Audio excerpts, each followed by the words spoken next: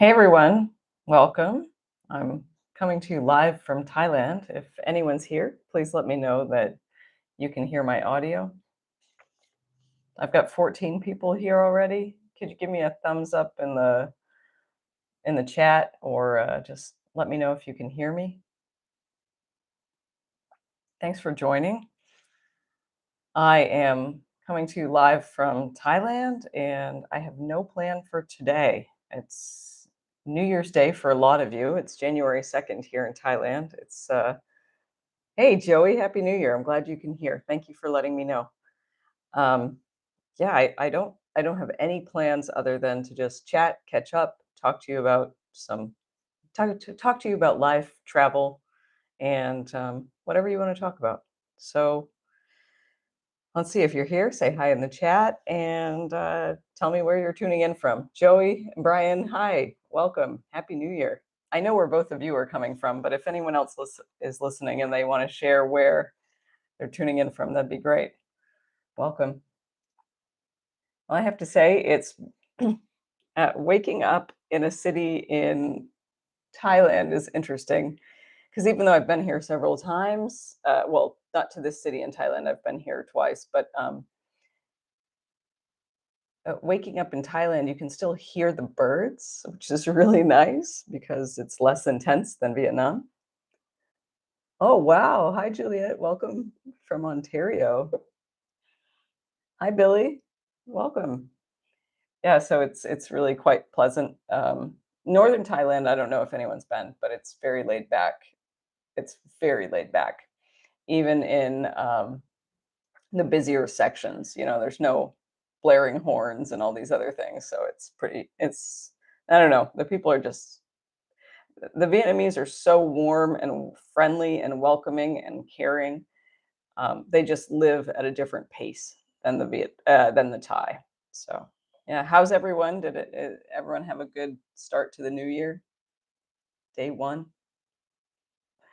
It's interesting because in Thailand they celebrate New Year's as we do, but in Vietnam they celebrate New Year's in February. It's called Tet, and it's the Lunar New Year celebration for them. Yeah, so it's kind of different depending on the country you go and the level of Chinese influence that was there. We've got 16 people in the chat. Say hi. Anyone want to talk about anything in particular?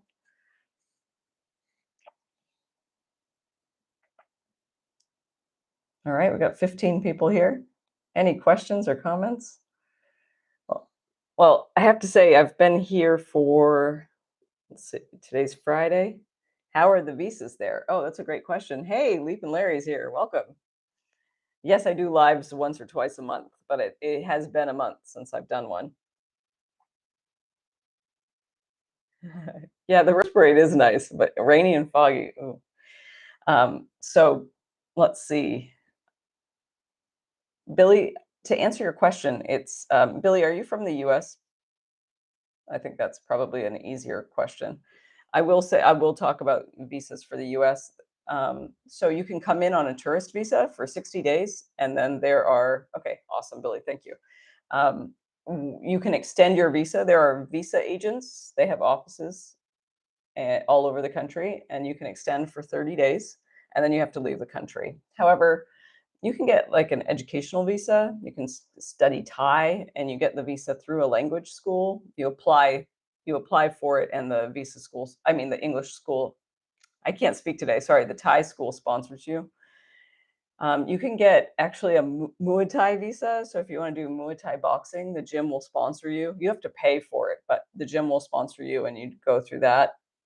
Then you can get a job here and teach. And they also have a digital nomad visa. It's called the DTV visa. I think it's the digital Thai visa. I think that's what it stands for.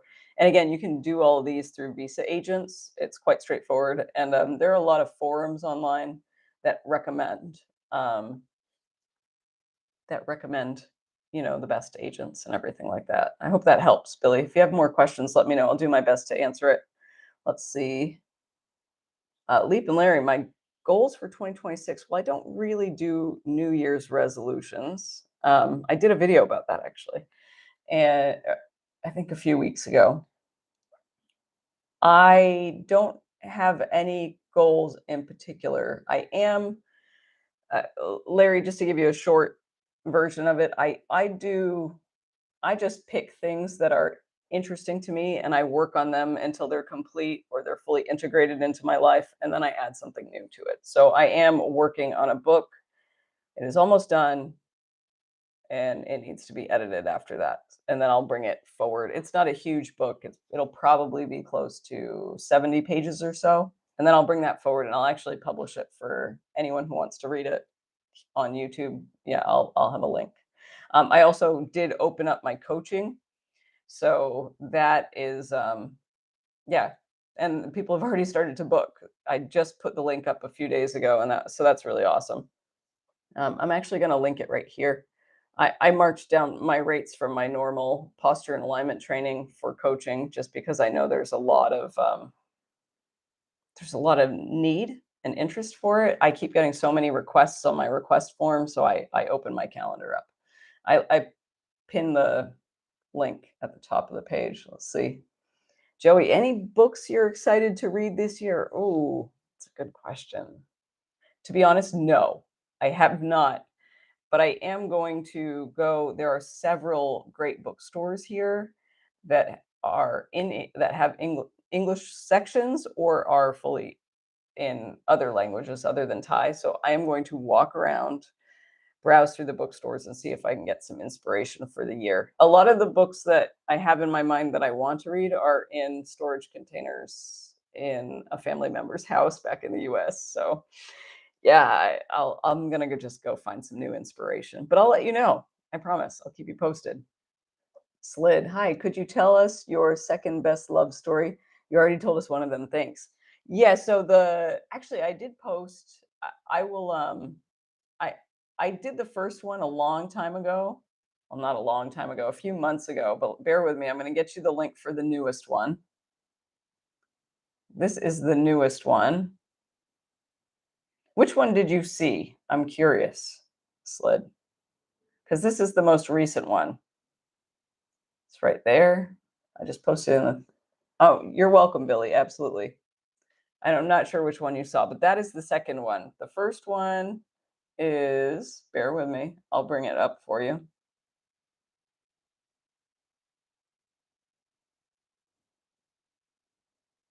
Oh goodness, sorry, it's going to take me a while to find it. I'll try to post it in the description box of this chat if you don't mind. Okay, we got 14 people here. Anyone else here?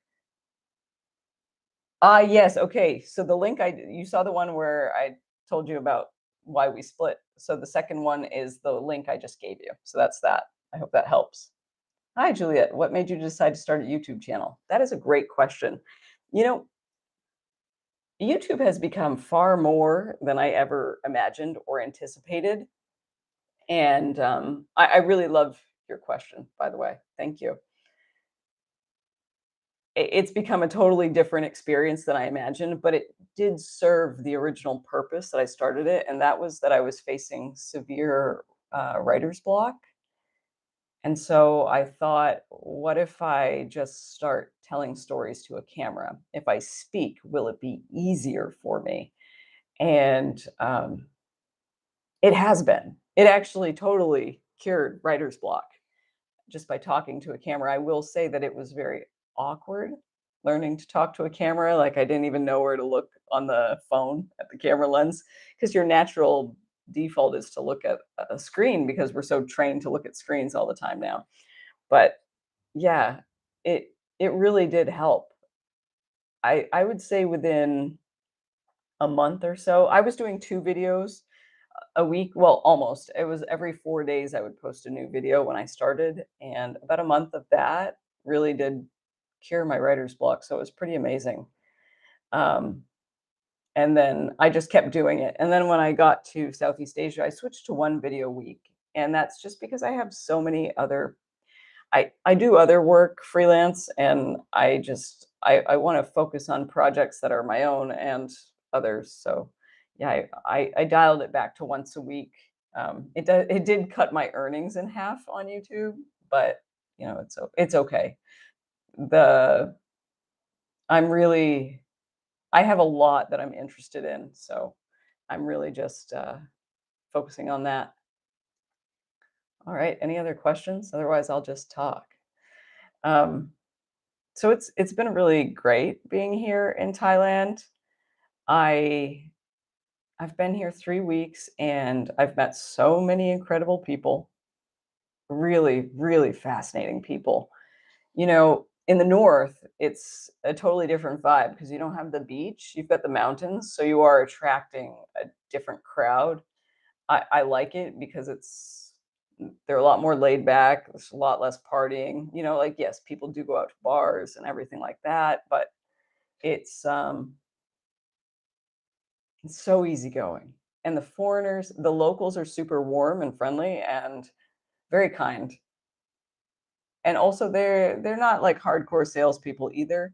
I would say the Vietnamese are less so, but the one thing that doesn't happen here that happens in Vietnam, which is really funny, is that in Vietnam, they like after you get a service, like you go to a spa or you go to a hotel, they're like begging you for 5-star reviews on TripAdvisor. And I don't know, and it's kind of intense. That's the only thing. They're like not trying to sell you anything extra, but they are constantly like it's overbearing to a Westerner, like how intense they are about getting a 5-star review. And from what I hear, I asked one of my Vietnamese friends, and she said, "Yeah, there are quotas, and they have targets, and they get they just have targets, and some companies will give bonuses based on it, but many won't." So there's that. But you don't. The Northern Ties are so laid back. You don't get this. Joey's question here. Oh, hey, Katie. Happy New Year to you in Pennsylvania. Let's see, Joey, how did I get into writing? That is a great question. I started when I was really young. I was writing ever since I was a kid. I had journals, I would write stories. And then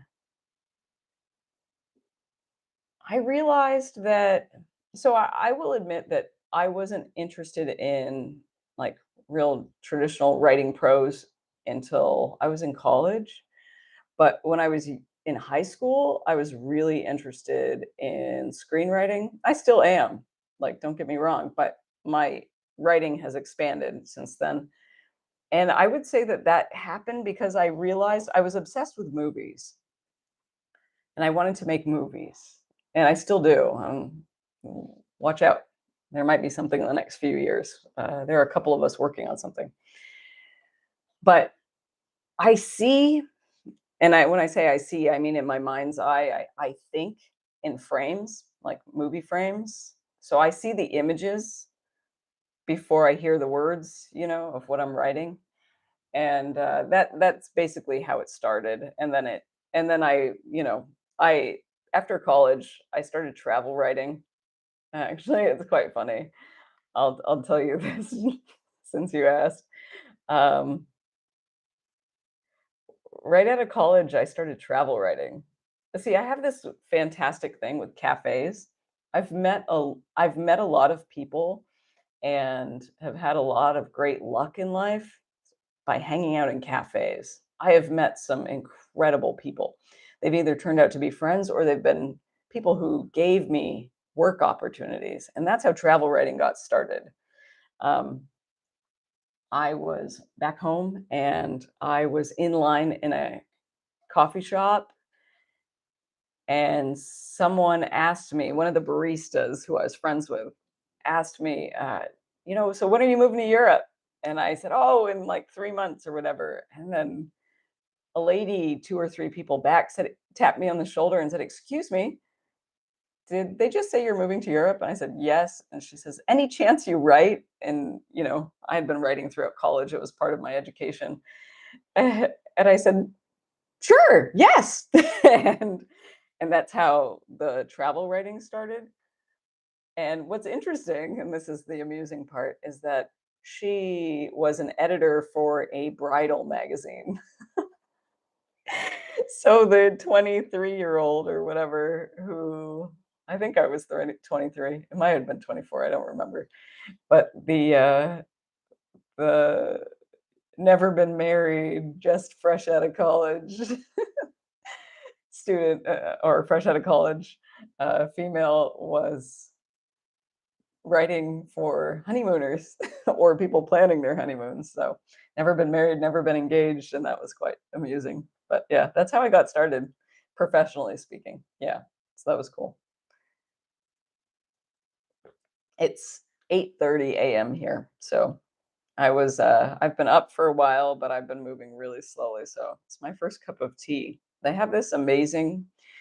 So one of the great things about Southeast Asia is that aside from the food, they also have amazing teas. Like they have dried blue lotus flowers, and they're kind of shriveled up, but the moment you put them in a teacup, the flower opens up and spreads out. So you have this dazzling flower floating on top of your teacup. It's really amazing. And I'm drinking something that's, hold on. I've never tried it until I got to Vietnam, but they sell it. I found a great organic store here and they sell it. It's called butterfly pea. And it's a butterfly pea flower and it's blue. And when you steep it, the tea actually becomes really bright blue. So yeah, I mean, there's so many things to love about Southeast Asia and being here. I would say the only challenges are, you know, uh, in Vietnam, the trash is a hard problem. The Thais are way more on it. They definitely are. There seems like there's a lot of pride. And of course, you do see trash. I'm in an urban area, but um, yeah, it's amazing. I really, I'm enjoying myself. Let's put it that way. And I feel pretty good. Things are easier to access in Thailand. Like lots of organic stores. There's an organic fruit market. You know those kind of things. You can just yeah. I have a lot more access to things. Whenever I'm in Vietnam, everyone tells me go on Shopee. Shopee is like the Amazon of Southeast Asia. It's based in Singapore. And, even on Shopee, you can't find things, and ordering as a foreigner can be a little complicated. So yeah, I'm buying what I need while I'm here in Thailand. Any other questions? Otherwise, I'm going to just keep chatting. So I will say that you're going to see a video on Sunday that I made, and it is about my recent 10-day Vipassana in the mountains here of northern Thailand. For those of you who don't know, Vipassana is a traditional Buddhist style of meditation. It's silent. And so I talk about my full experience of doing that here in Thailand for 10 days. I did stay at a Buddhist monastery. I did an early video on my first experience at this monastery. And I'm fortunate in that I got to study under the same monk. So it was pretty amazing. So I switched off from work and went to the mountains here in Thailand for, I was silent for 10 full days. And then, you have your day of arrival, day of departure. And then I stayed offline for 2 or 3 days after that too. I just, got to shut things out and just ease your way back into life. So yeah. Anyway, sorry I bumped the mic if that was noisy. Uh, Larry asked me a great question here. Do you get lonely traveling and living alone? No, I don't actually. So again, I sit in cafes, like I'll go have lunch or I'll have a decaf coffee or a cup of tea. And here in northern Thailand in particular, people are super outgoing. Both, I've spoken to some locals, but the foreigners are really, really outgoing and very nice and so interesting. Again, I'm not in a party area. Yes, people do go to bars and clubs. There's an awesome jazz club around here. Actually, there are several, but there's one very close. And yeah, people just talk to you. It's really amazing. I sat down, I went to a vegetarian restaurant the other day. It was packed. It was totally packed. I walked in, there were no tables available. An Australian guy ushered me over to a seat. He had a 4-person table and he was by himself and he invited me to join him. So I did. Had a great conversation. Learned so much about this interesting person. You know, he's learning Thai, and just you never know who you're going to sit across or who's going to join you. And um, I spent the holidays like um, I spent the holidays at a hostel, which was really fun. I made friends of like from spanning, like 20 years younger than me to like 10 years older than me. And it was really fun. It was great. And that's also a nice way to meet people. I love I don't like being in a hostel too long at all. It's just like I can pay for a private room, so I do that most of the time. It's also better for my work. But yeah, once in a while, it's a great way to meet people. And I have to say, I wouldn't do this in Vietnam. Well, I wouldn't do this in Da Nang. Like I get my apartment and I focus, but also the hostel situation is not great in Da Nang. And also Vietnam has a really big mold problem. They don't have that here. So you have to be really fussy about where you book in Vietnam. But yeah, here in Thailand, I have a private room. I'm really close to an awesome place where I get Burmese food. Oh my gosh. I've never had Burmese food and it's so delicious. They do something, I don't know if anyone knows the plant, but it's called pennywort. And pennywort is um, the leaves are so flavorful, and they put all this seasoning in, and they chop up some tomatoes and carrots and onions, and they give you these little tiny, tiny, tiny, tiny garlic cloves, and they don't even peel them, and you just eat them, and they mix them in with a salad, and they give you a couple chili peppers on the side, and I break them up and scatter them throughout, mix up the salad, mind blowing. And then they do like a tea leaf salad, which is again flavorful and delicious. I order that, and then I get there's they do, and it's a white fish, but I don't know what kind of fish it is. I need to ask them, but they do this white fish in a spicy yellow broth, and it's just out of this world. So good. Yeah. So Larry, I meet tons of people there. I'm very much an introvert on the well, I should say I'm on the introverted side of the spectrum because I introversion and extroversion, I really do believe is a spectrum and most people are ambiverts. But, I'm good with like 80% time alone, sometimes 90%, depends on how much I'm working and what I'm working on. Sometimes if I'm working on a big project, I need to like focus. And so I won't really socialize much. But yeah, I don't know, I enjoy my alone time. I it's always been easy for me. I don't have siblings, so I think as a kid you get used to that. Like I always went out to play with friends, but I also loved sitting in my room alone reading books or just sitting there listening to music. So yeah, I don't know, it's second nature for me, I think. And I don't believe that's true for a lot of people, but yeah, that's kind of yeah, that's my thing. Oh, Adrian, I saw that. I hope you didn't delete that comment. That was awesome. Yeah, I love Pennywort. Pennywort's amazing. So Juliet has a comment here. You're kind of reminding me of Eat, Pray, Love. Not sure if you read the book and saw the movie. I admire people who travel on their own. Yeah, except okay, so I have read the book and I really do believe that Elizabeth Gilbert is an immensely gifted writer. I've read other books of hers, but I'm not really so the difference is that I've never really been married and I never really went through a midlife crisis and she really did. And so w- I am one of those people who well I moved to Vietnam for health reasons. I had to get away from winter and stop working a conventional job. It was like taking a toll on my health. But yeah, I travel for curiosity purposes, really.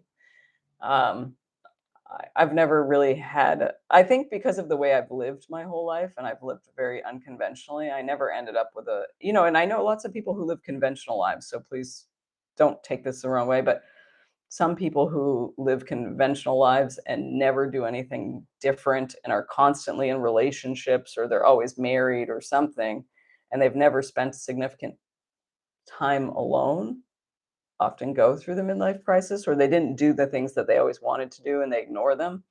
And that's kind of like Elizabeth Gilbert, from what I gather from her book, was always in relationships. So she never knew what it was like to be alone. And so yeah, that's where I differ, but I also know people who've lived totally conventional lives and are super happy and super fulfilled. So I'm not saying that everyone goes through that. Let's see. Vicky asks, will I go to Cambodia too? I'm getting ready to head off for extended traveling with no plan to return to Australia. Hey, Vicky, kudos to you. Have a great time. Whew, sounds fun. Yes, I will go to Cambodia at some point. It was, I was considering going this time around, but I booked this ticket to Thailand back in September because I didn't know how strict the Vietnamese immigration is, like if you had to show proof of a ticket out.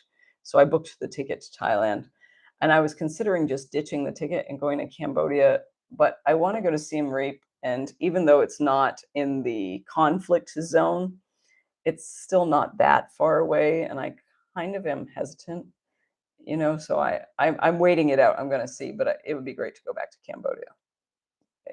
The Cambodian people are so kind. Adrian, pennywort is so healthy. It's also known as gotu kola. I didn't know that. I've always heard of gotu kola, but I didn't. And actually, a naturopath had me taking that many years ago, and I just did not know that the lay word for it is pennywort, or the English word.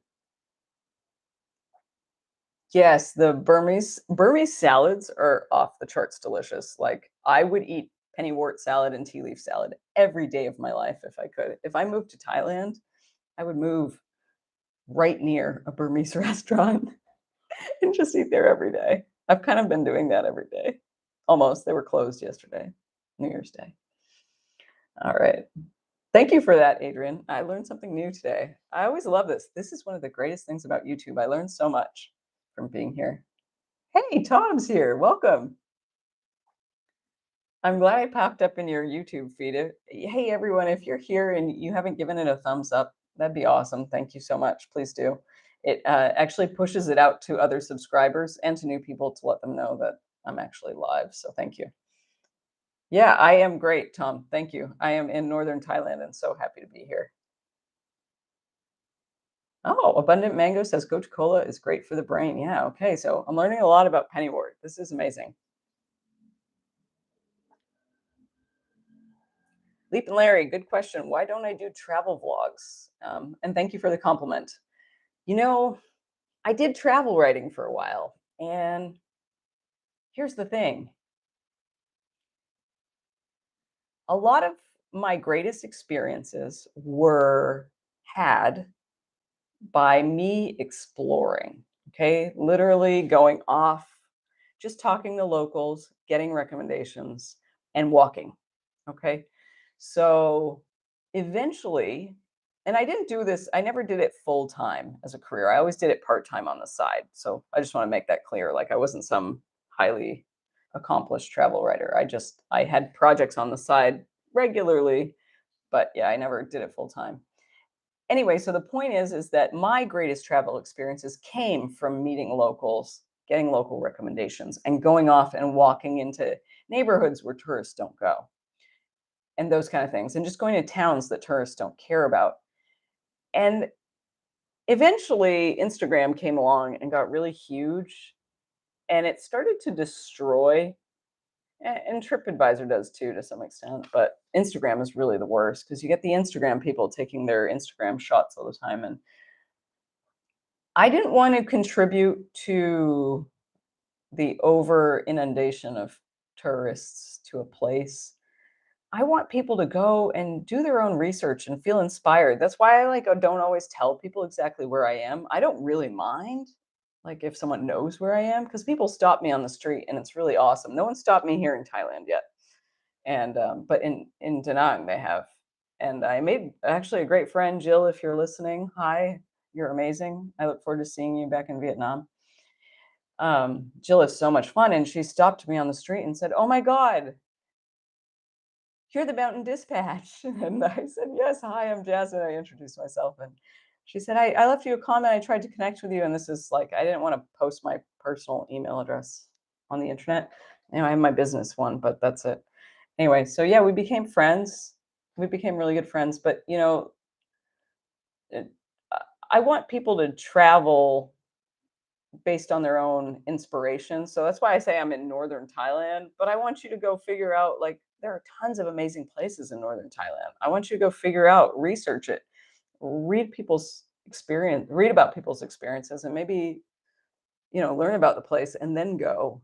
You know, I didn't want to be the reason that people go places because they just, like, a travel writer tells them this is a great place to go, and then all of a sudden it's only tourists.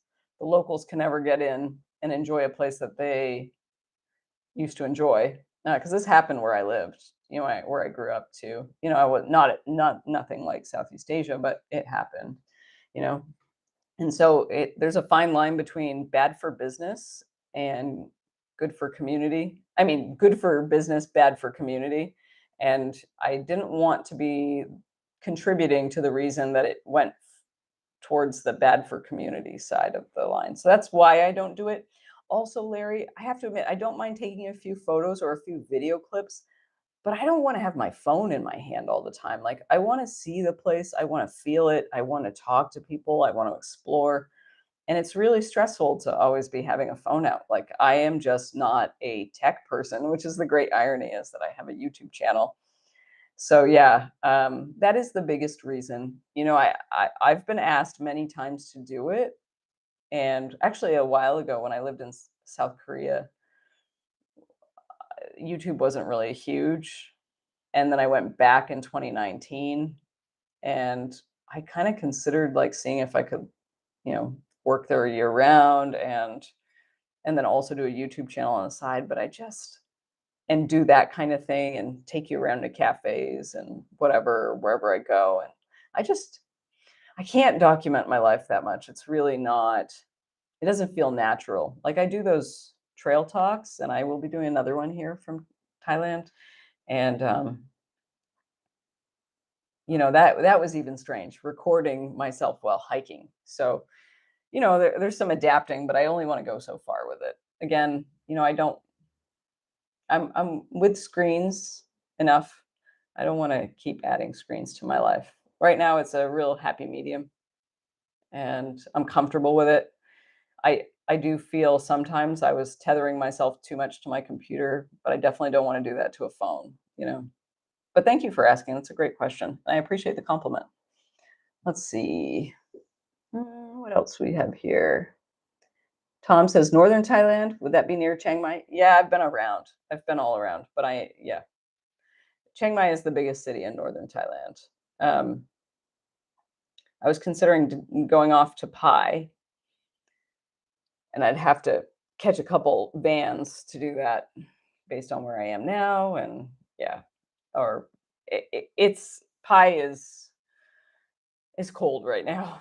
So yeah, I don't know. We'll see. Maybe I'll come back and go to Pai later. Yeah, Tom, I'm glad you relate. Yeah. I don't, yeah, that's the thing is, I want people, if you're going to go somewhere, I really want you to find it because it interests you. Or, if someone asks me a question about Vietnam or Thailand, like, I'll answer my opinion and stuff, but I'm not going to tell you where to go. Just like when I did my Vipassana, I don't tell people where I went because I want someone to go there because they find it on their own. Just because I went somewhere and I had an amazing experience and I liked it doesn't necessarily mean that it's going to have a real positive impact in the same way on another person. They may go there and they may not like it at all. That's why, yeah, I really want people to take initiative and to be adventurous, be curious, be bold, talk to locals. Locals are happy to share information with you almost everywhere I've been. Yeah, so there's a lot of adventure to be had, and you don't have to be afraid. A lot of people are afraid, and I have to say the world is a lot safer than most people make it out to be. Especially the US media. I'm so sorry. The mainstream media in the US is like enemy of the people. Seriously, the world is a far kinder place than the media in the US makes it out to be. And I think that's a real downside for us. It's really sad because I've had so many good experiences. See, Global Vagabond. I just returned from a solo cruise without any Wi Fi. I was alone with my thoughts for 3 days. It was amazing to detach from the matrix for that long. Do you detach as part of your travel routine? How cool. Good for you. That sounds incredible. I love it. Um, yeah, sorry, I know you just tuned in. I actually did a 10-day Vipassana meditation. I just got out recently. It sounds like I was in prison. I just got out. No, I did a Vipassana and it was 10 days of silence. And you're not allowed screens or devices or anything of the sort. No, no talking, no reading, no writing. So yeah, I didn't just disconnect from the internet. I disconnected from the world. And actually my video on Sunday is quite long. I think it's almost 30 minutes, but it's about my entire experience on that. So yeah. Holly. Oh, great. You were in Siem Reap. Amazing. Did you were people pretty relaxed? Was the conflict I know the conflict's not right near there, but it's not far either. Did you experience any stressful events or anything of the sort? Because I haven't read of any, so that's why I'm considering going. Hey, look who's here, Pamela. Happy New Year. Welcome. Welcome back. Nice to see you. Rambling Dave. Greetings from Arizona. Wow, I love this. It's so much fun. When I do I'm gonna have to do a stream to catch my European friends soon too. So I'll definitely consider doing that. But yeah, it's really fun to get lots of people in the U.S. and Canada and yeah, in Australia because they're closer in time zone. Any other questions you want to throw at me? I People have asked me like my plans and stuff, and I'm staying for sure in Thailand for another 3 weeks, but I bought a flexible ticket, so I may extend. I may extend. My visa here expires, I think, on the second week of February, and if I want, I could extend it 30 days. However, a burning season begins here in late February, so that's when the farmers start burning their fields, and then it fertilizes the soil. And that's actually really bad. I mean, the air is toxic. Like people literally can't go outside. They run from their house to their taxi or their car, and that's it. And then they go to work and they stay in work. And yeah, it's literally just, and so I will be definitely gone before the end of February for sure. I'll be back in Vietnam.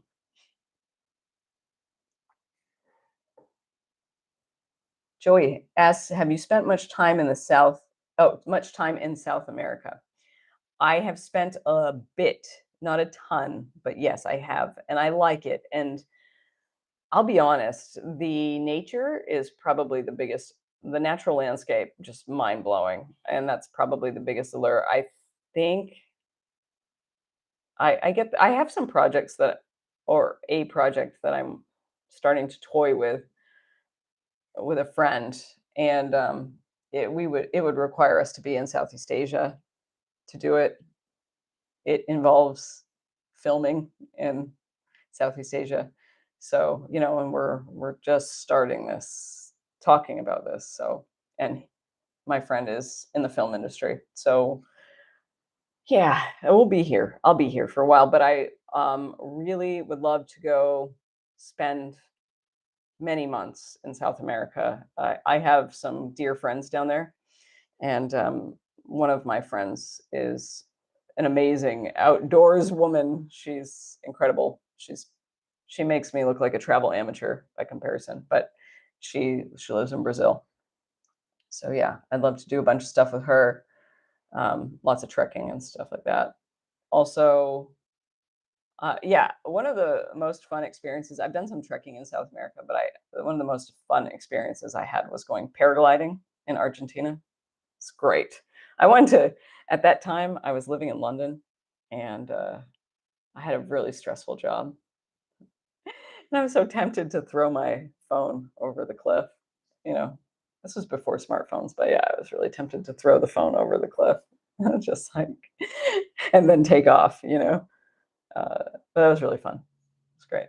Yeah, and it was such good food. I have to admit, though, I think one of the reasons I wouldn't live down there is because it's so far away from everything. Whereas, like, if you live in Europe or Southeast Asia or the US, you can kind of get everywhere super fast. That's also another reason I probably wouldn't ever attempt to live in New Zealand or Australia. It's just that it's a hike to get everywhere. And I love being able to move around, you know? It's fun. Let's see. Hi, escaping the suburbs. Welcome. How's your channel going? Nice to see you. Glad you're able to tune in. Awesome. Welcome. Just by the way, Escaping the Suburbs has a great YouTube channel and has been a member of this community almost from the beginning. So yeah, if you want to check it out, he's in the U.S. and is an adventurous person. So it's pretty cool. Juliet says, I traveled to Southeast Asia for the first time last summer, Japan, Malaysia, and Singapore. I realized I may want to retire in that region. Oh, I don't blame you one bit. A lot of people do. And some countries are easier to retire in than others. And if you ever have questions, I'll share with you what I know. And if I can't answer your questions, I will certainly point you in the right direction. I love Malaysia. Malaysians are so laid back. And I know people who've done business there and find it a bit of a challenge because they are so laid back that they're not as driven work-wise, and so it's like you have to push to get things done. But the food is amazing. Um, the people are kind. Unfortunately, the cities like Kuala Lumpur just feel like too many super highways. They're not really walkable. Yes, some of the neighborhoods are walkable, but they're not very. You have to catch public transportation or a taxi to get to other neighborhoods. It's not like they're easy to walk in. Yeah, and Singapore, great food. I just Singapore for me is hard because I have friends in Singapore. Actually, I have several friends in Singapore, but I couldn't live there personally because there's like no nature or very little, I should say. It's a city state. But yeah, Southeast Asia is amazing. Leap and Larry asks, oh, so many wonderful people pop into this chat. Thank you so much for being here. Have you ever thought of doing the van life travel thing? I don't think I could live in a van long term. I don't know. But I wouldn't mind doing it for like a 3 to 6 month road trip around the US and then but camping, I don't unless I needed to because of weather and needed to sleep in the van, I'd probably just pull my van up or if I was just driving a long way and I need to pull over and sleep, but I would probably pop a tent as many nights as possible because yeah, just living in little tiny confined vehicle is not for me. No, but I would love it again for a 3 to 6 month road trip adventure around the U.S. to just go hiking everywhere and go swimming and stuff. Yeah, and maybe even throw a surfboard in there. All right. I have not been to Peru, Tom. No, I've worked with people from Peru before, and they've kind of given me like if you ever come. But I think part of it, I want to go to Lima. I mean, I'd love to explore the whole country, obviously Machu Picchu and stuff like that. But um, there is Lima is famous for its food. It's got world-class restaurants, like and super cheap to really expensive.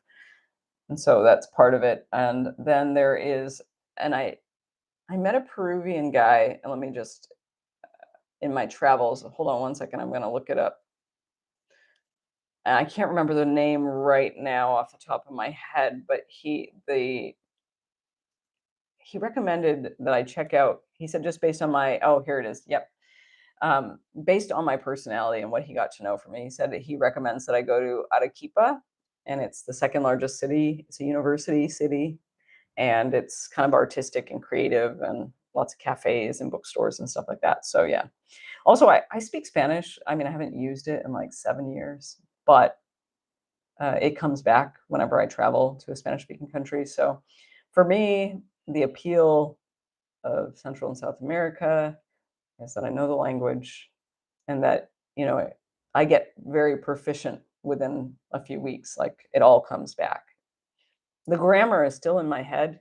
It's just sometimes I miss words. So I'm always asking, ¿Cómo se dice? ¿Cómo se dice? Like that means how do you say? And then I give them an English word. And then, if they speak English, they're happy to help me out. Cusco is awesome. Hey, thank you for the recommendation. I will check it out.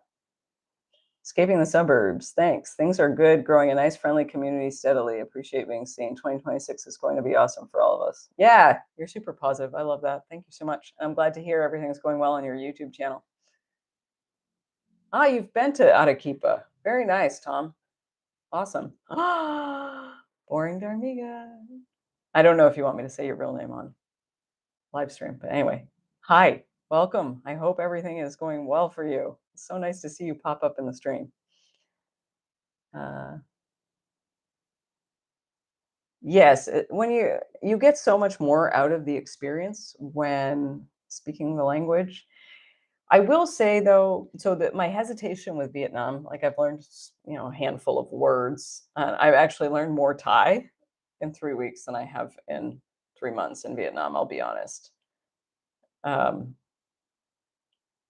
but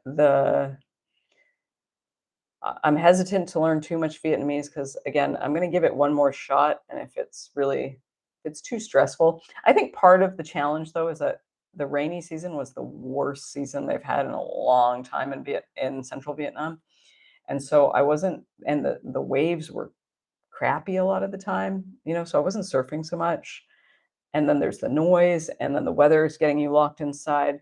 But when I go back, the weather's going to be getting much better, and I'll be surfing a lot more. So I'm wondering if I will have a more positive experience living there, like if that will help offset the noise aspect. Because getting out in the ocean, you're not going to hear tons of it, especially with the waves breaking and stuff. And the more outdoor, I wasn't hiking a ton because there's like flooding and stuff, and I'm not the type to go hike knee deep in mud, like just not my thing. I mean, I'll do it once in a while, if I have to, but yeah, it's not my thing. So I think I'm going to give Vietnam another chance. I want to see how it goes, and then maybe it'll just be a place I go 3 months a year or something. I don't know. We'll see. But yeah, if I do end up settling in, and if my friend and I do decide to do this project that we're talking about in Vietnam, I mean, we're gonna have to get all these permits and all this other stuff. In which case, and I have some local friends who are going to be able to work with us and help, but I would need to learn some of the language just for the sake of it. And learning Vietnamese is not easy, but they have classes, and you can get private classes for very cheap. So I definitely, if it's a long-term place for me, even if it's part-time long-term, I will put in the effort to learn. I do understand a lot of French. I don't speak it as much, but I speak enough to get around and order what I want and stuff and have a basic conversation. But I understand a lot from movies, so that makes navigating anywhere where there's French being spoken a lot easier. Yeah, and I learned a bit of Korean when I was in Seoul. It's gone. It's really gone. Yeah, I'm sure I recognize a few words, and I meet a lot of Korean people. Actually, after my Vipassana, I caught a red truck, they call them. They're in Thai, it's called Sontel. Sontel. That's the pronunciation. And it means two benches. And there are these red trucks. They're like public transport kind of, but they're not public transport. And it's a truck, and it has two benches in the back of the bed, and the bed is got a cab over it. And that's common transportation around here. And after my Vipassana, I caught one of those. And in the back, one of the people I had some amazing people. I had a guy from Lithuania. I had a Thai um, Chinese medicine doctor. That was her expertise. She studied Mandarin and Cantonese in China, and she's a licensed Eastern medicine doctor. And so the four of us, so Korean, Lithuanian, and Thai, the four of us were chatting in the back of the Stonetail, and it was amazing. It was great, but it was weird to be talking so much after silence. But yeah, it's just, I don't know. Learning the language always makes the experience richer. The amount of places I've lived, becoming fluent in a lot of the languages is just really not feasible because I haven't stayed long enough to really develop combine the work and the lessons and all the other things that I do, and it seems too overwhelming for me. So we'll see.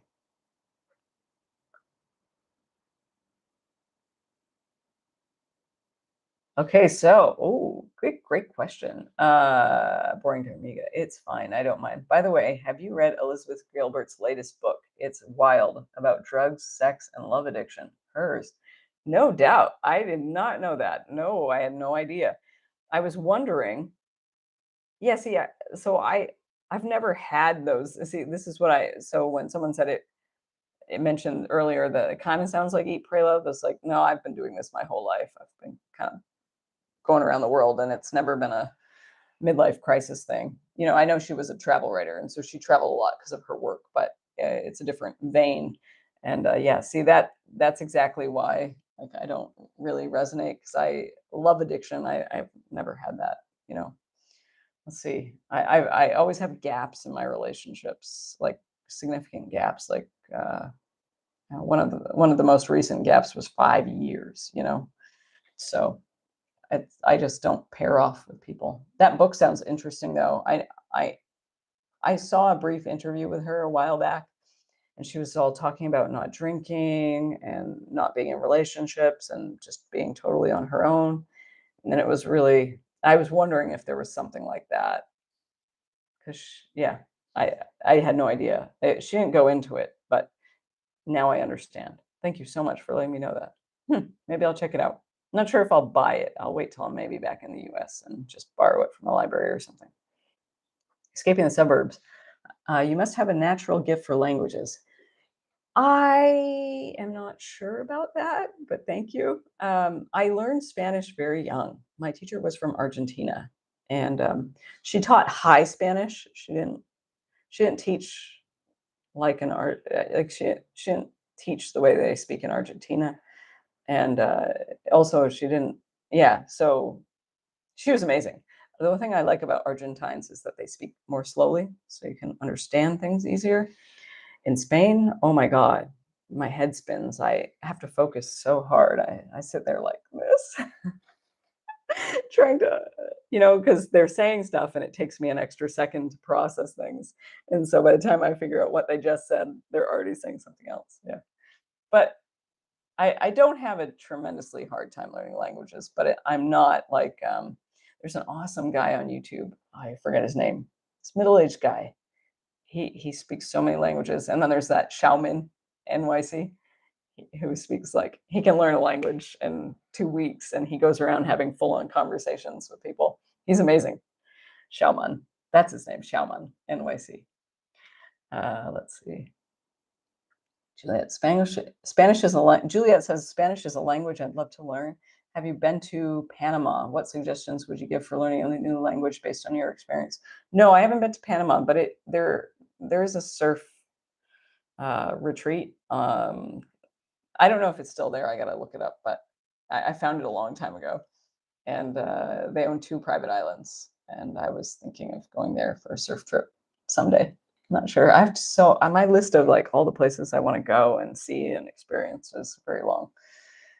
But for learning a new language based on my experience, I would say, well, if you want to give yourself a primer, you can learn online or take a class, but you're never going to really learn it unless you are in the place and you are out and about. Like you can learn it, but getting out and about and using it, like you have a class and say you're learning how to order food. Well, the next thing you do is you go out to lunch and you order food and you attempt to use um, what you just learned and that interaction with a local.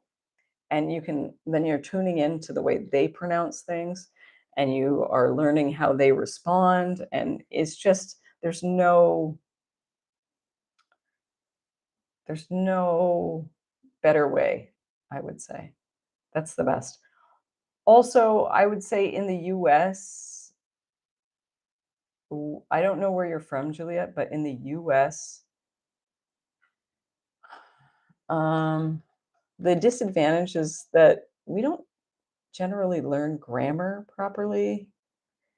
And so we don't even grasp, like we intuit some of it, but we don't grasp the structure, grammatical structures of sentences and things like that. And we don't learn the technical terms. So when learning like another your classical romance language, when they teach the grammar, we get lost often. I know that because I used to teach Spanish. Well, I didn't teach Spanish. I tutored students in Spanish because they were all failing. And I was like, oh my gosh, Spanish is the easiest language to learn compared to so many others. I would say Italian and Spanish for English speakers would be the easiest to learn. And and they were all struggling and they shouldn't have. So what I would do is I would teach them the grammar in English using the grammatical terms. And then I would immediately go over and say, well, in Spanish, this is how this grammar translates. And then, yeah. So if you struggle with the grammar, I recommend looking up the English equivalent of the grammar or seeing how we do it in English and then seeing how it applies. So there are some things that we don't do in English that they do in Spanish and stuff. So there are always those. But yeah, I would say give yourself a primer if you're traveling somewhere or moving somewhere, and then use it. Yeah, absolutely use it. Be somewhere where you can use it, and be in that place for at least a couple months, if not more, and then you can keep studying. And taking classes in the actual country where you're trying to learn the language is there's no and learning in person. Online learning is fine, but you miss so many nuances by learning online, and you won't learn the slang. And yeah, just in person is the best, and you'll meet new people doing this. You'll meet people in your class, you'll meet your teacher, and they'll force you out into the world, which is really great. Leap and Larry, do you see much foil surfing when surfing? No, I don't actually. I'm not sure where it's trendy, but I personally don't. Once in a great while, but yeah. Joey, I get frustrated hearing Americans talking about leaving the country due to political reasons, but refusing to learn the language when they move. Yeah, I have never left the US for political reasons. I mean, I've been alive for long enough to see both parties in power and to see that both parties have major flaws, like unbelievable. And they all get rich. Almost every single person in Congress gets rich during their time in office. I think it was 1947, the Ethics of Government Act requires so many of like it requires Congress, the executive branch, like or a lot of the executive branch, and even some of the judicial branch, I believe, I'm not 100% certain, to disclose their assets and financial circumstances. And you can look it up. They all get rich in office. So I don't like anybody. And so when people leave the US because of political reasons, I kind of giggle about that because I'm like, well, the tides turn all the time. Different party, you know, just more craziness, doesn't matter which way you go. And then they move abroad and they don't learn the language and they want to bring America to the place instead of like allowing the place to be itself. And yeah, it's kind of challenging. I know. It is a challenge, but you know what? I will in I'll I like to play devil's advocate as well. For example, I lived in Greece, and I lived in Greece in a very stressful time for Greece, and people were very depressed. And I knew enough I know enough Greek to order some food and stuff like that, and to basic conversation. And I know a lot of words because of my family. But I didn't make an effort to learn Greek for one particular reason. I didn't want to understand, like, people were really depressed. Oh, Scott, thank you. Yes, escaping the suburbs. I know your name now. Thanks, Scott. Um, I, uh, I, oh, I don't know. I didn't want to take on the energetic stress of what was constantly being talked about in coffee shops because, like I was sitting around with my family once in a cafe, and the people around us all looked pretty unhappy. And my dad just started rolling his eyes. And then my stepmother is like, Oh, she said, "Oh, I just want to have a nice, relaxing day at a cafe." And I said, "What are you talking about?" And she said, and then she pointed subtly in the direction of several tables, and my dad started translating, and it was all like super depressing. So I think when I lived in Greece, I enjoyed being in my bubble. I didn't, and my bubble meant like I didn't know what was going on in the US, and I was happy to not know what was going on in the US. And because the politics just always take over everything. And then, especially during like campaign seasons. And then I also didn't want to be hearing people's stresses because it was a really, really rough time in Greece. I knew what was going on in Greece and I didn't detach myself from that, but I didn't want to hear it all day. And that's why I didn't study with my family and practice a ton. Like in the house, we would talk in broken Greek and English together, but I didn't go out and really try to learn it so much. So that's double-edged sword, I guess. Let's see. Pamela, I'm sorry I missed some comments here. Pamela, have you ever visited the Brazilian salt flats? No, I haven't been to Brazil, and that's why I'd love to go down there because my friend is there. And I actually have several friends in Brazil, but she's my closest friend. She's from college, and yeah, she's been there for 6 years, I think. And I'd love to go. She speaks fluent Portuguese, so it makes life easier. And I understand some Portuguese. I also love Brazilian Portuguese. It's so musical and so easy to understand because of some Spanish, you know. Portuguese in Portugal is harder. But no, when I go, I will be sure to let you know, Pamela. I may even film a clip for you. Let's see what else. I missed some comments. What else? Al Navaja, I think. I'm sorry if I pronounced your name wrong. I'm so sorry. I'm 23 and saving to start living somewhat like you, picking up jobs about what I can with everything that I own in a backpack. Any advice? Yes. Okay. So, first and foremost, I would say you can buy most of what you need on the road, so pack lightly. When people pack, I generally say take half of what you are planning to, unless they're a minimalist, then I never make this comment, but take half of what you think you need and take double the money. So, whatever amount of money you think you need, I would double it just to be safe. But again, it depends how risk adverse you are. You know, um, it's really a big thing. Hey, we got 34 people here. Welcome. I can't believe so many people tuned in on New Year's Day. Awesome. So glad. Let's see. Another thing I would say is to move slowly. Don't, slow travel is a lot more affordable. You know, people think you have to be rich to do this. No. The place I am staying at cost me, and it's really nice. Okay. It's really nice. Of course, I booked this in advance and I got a special on booking.com.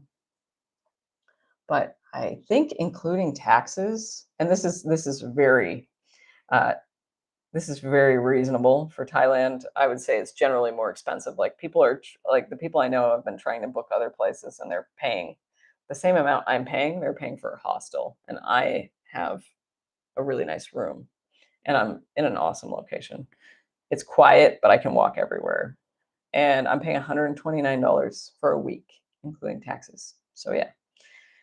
It does go up a little bit if I were to rebook here because I didn't see any specials, but yeah.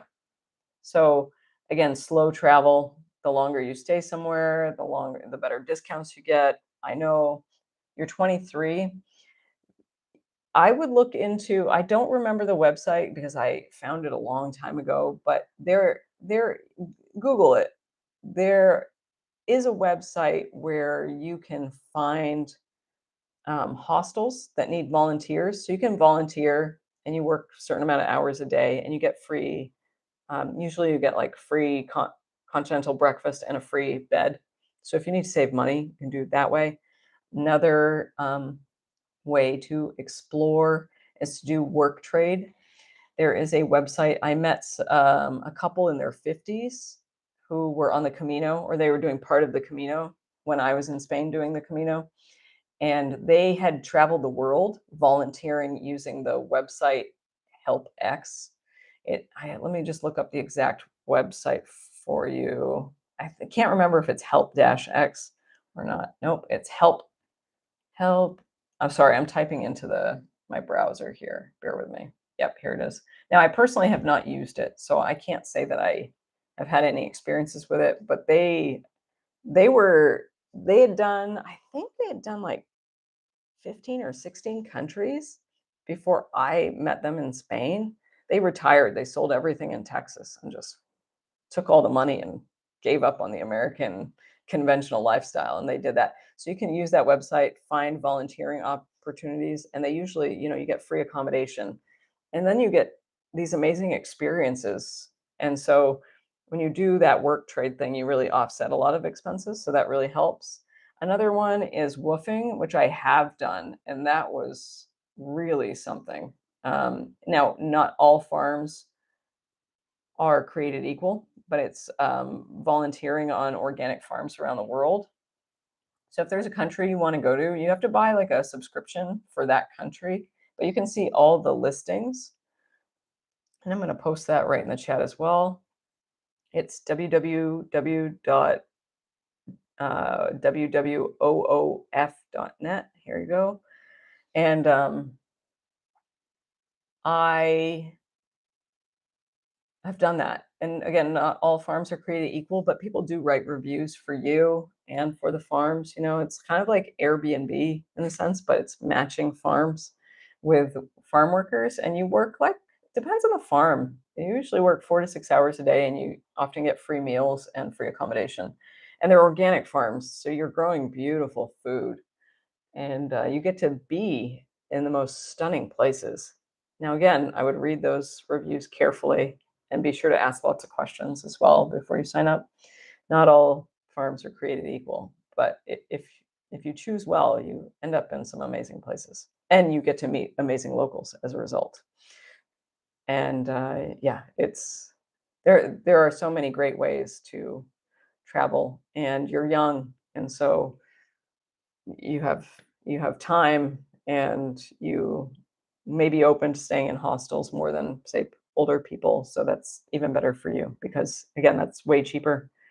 And also, I would say if you want to save money, street food is really good. It's not always the healthiest, although you can. But eating locally wherever you go, eating the local foods, especially in Southeast Asia, like not in all parts of Southeast Asia, but I can regularly in a lot of countries eat for $1 to $3 a meal.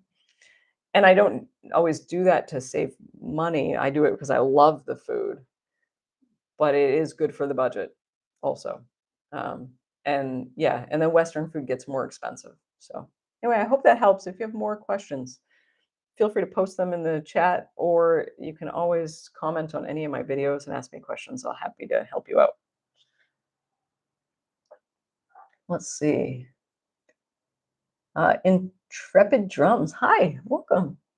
Thank you for the live stream. Was wondering if you could talk about your experience working on an organic farm that I believe you mentioned in a previous video. Yes, sure. So I was living in the US, and it was seasonal. I worked 2 seasons, and it was an organic vegetable farm, but they grew a lot of herbs, a lot of flowers, and some melons and some berries. And it was an overall great experience. I love, so for those who don't know, I I am a big fan of sunlight, and sorry, my eyes are bothering me. I gotta put on my glasses now that I'm thinking of it. I was wondering why my eyes are bothering me. Um, so working on an organic farm, I love being outside, first of all, and I love that I can be outdoors and be in the sun and get exercise and harvest beautiful food and get paid to do it, because you get to take a lot of free food home. I always say if someone is worried about their food budget, working part-time on an organic farm or volunteering, like doing a work trade, like you get to take home food with you once a week or something, or twice a week, It's an amazing way to save money on food and eat extremely well. But I just love that. Eric Brende, and I'm a big fan of his book. Let me just pull it up for you. I'm a really big fan of his book. Oh, actually, I'll post it in the I'll post it in the comments or something later. My browser is being a little slow. Um, but Eric Brende wrote a great book about how he and his wife went to go live with a Amish community where they were more traditional. They weren't just like old order Amish. They were way more strict, but I think they were warmer and more welcoming, I would say. Anyway, so he talks about he and his wife's experience of living in such a community and working with them and everything like that. But he talks about how modern life is so redundant and it's fragmented, and how we've fragmented our lives, and it actually, by fragmenting our lives, we waste time. Like, we don't have more leisure time, because he looks at the Amish and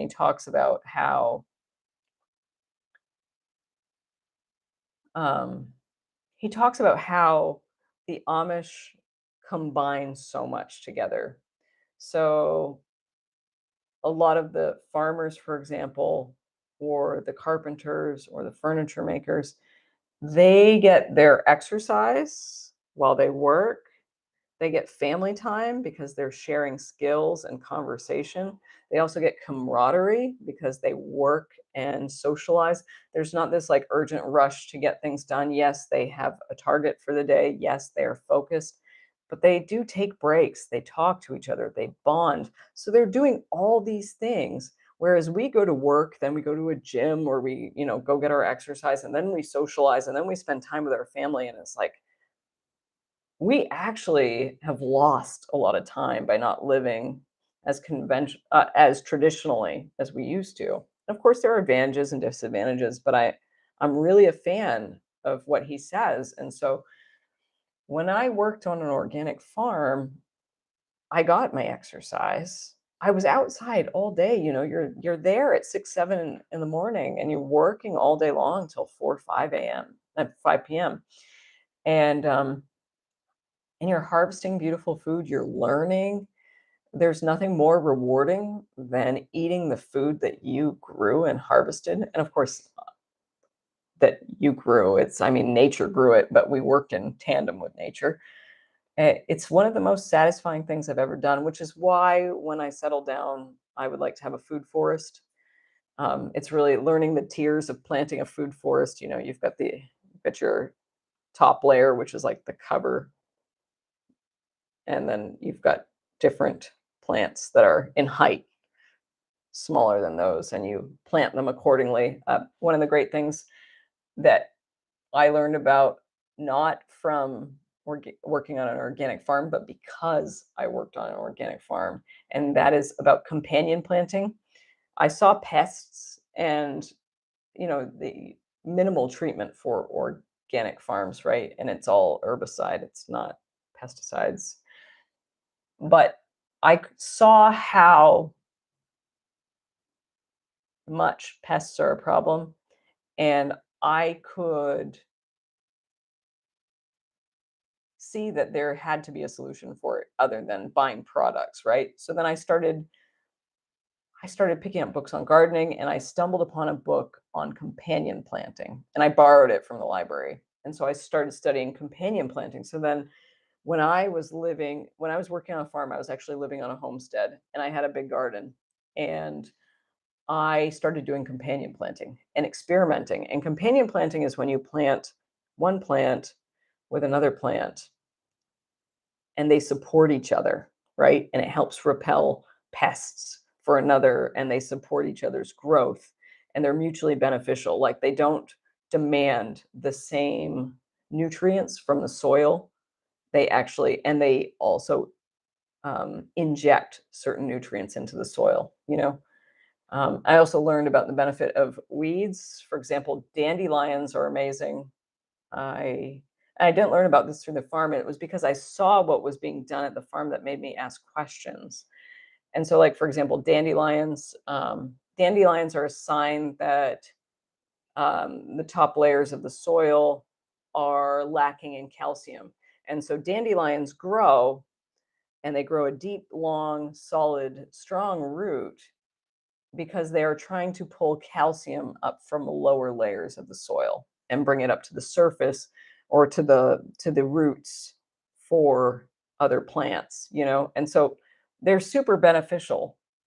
So I don't necessarily perceive weeds in the way so many people do. And again, that was a benefit of working on an organic farm. Also, just getting the sun. Oh my gosh, waking up before the sun rises and watching the sunrise and being outdoors and getting my exercise and fresh air. And then you're eating well. It's just, to me, it's worth its weight in gold because I often didn't need to go grocery shopping, which is amazing.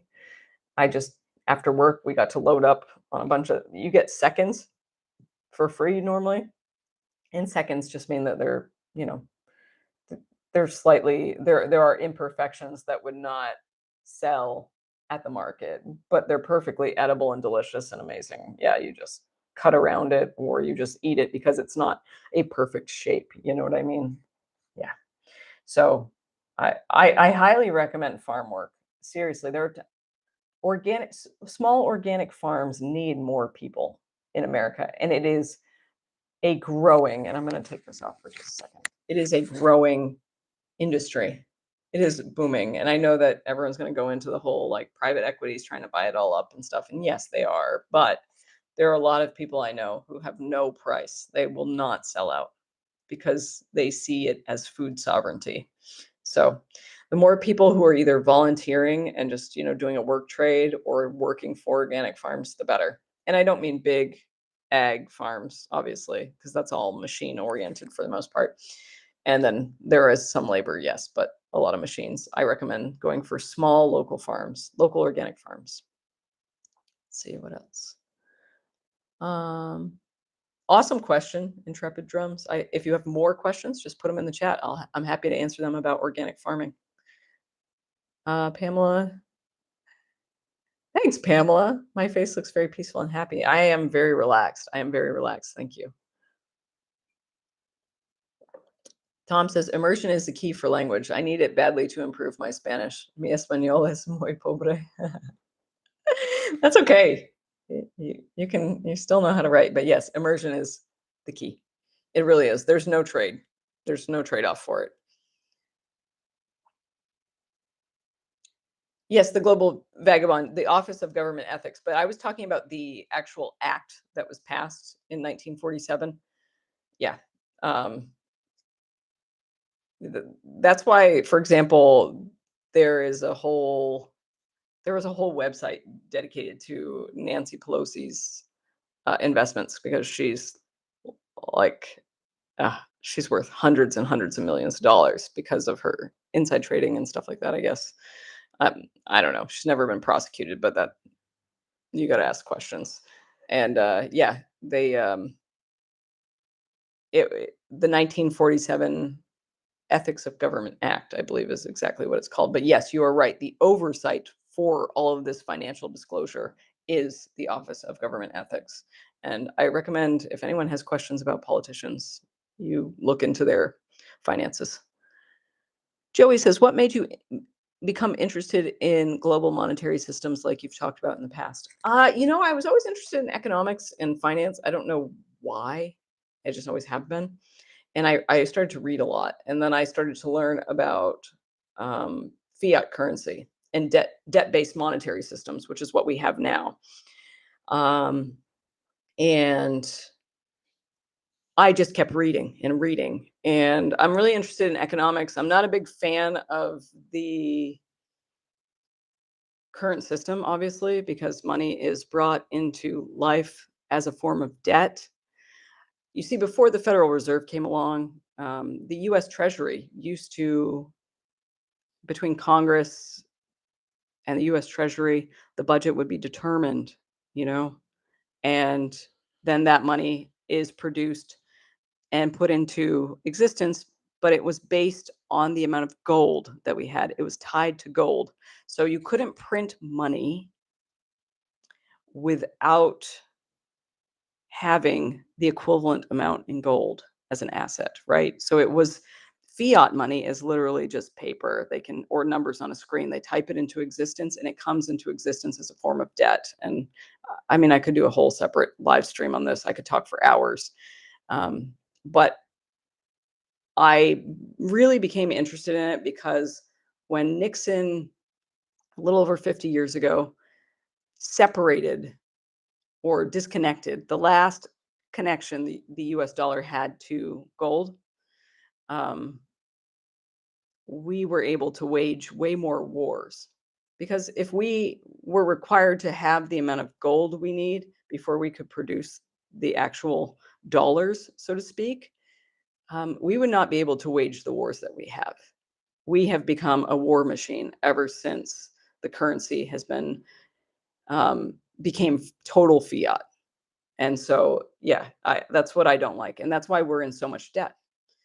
And the Federal Reserve is a privately owned corporation. Now, yes, the member banks do own shares of the Federal Reserve, but if you go on Encyclopedia Britannica's website, you'll see it's a privately owned corporation, and the owners are not publicly disclosed. So, why are we paying interest to a privately owned corporation to print our money? So, a privately owned corporation, we are indebted to them as US citizens. And this is true for all of the central banks around the world.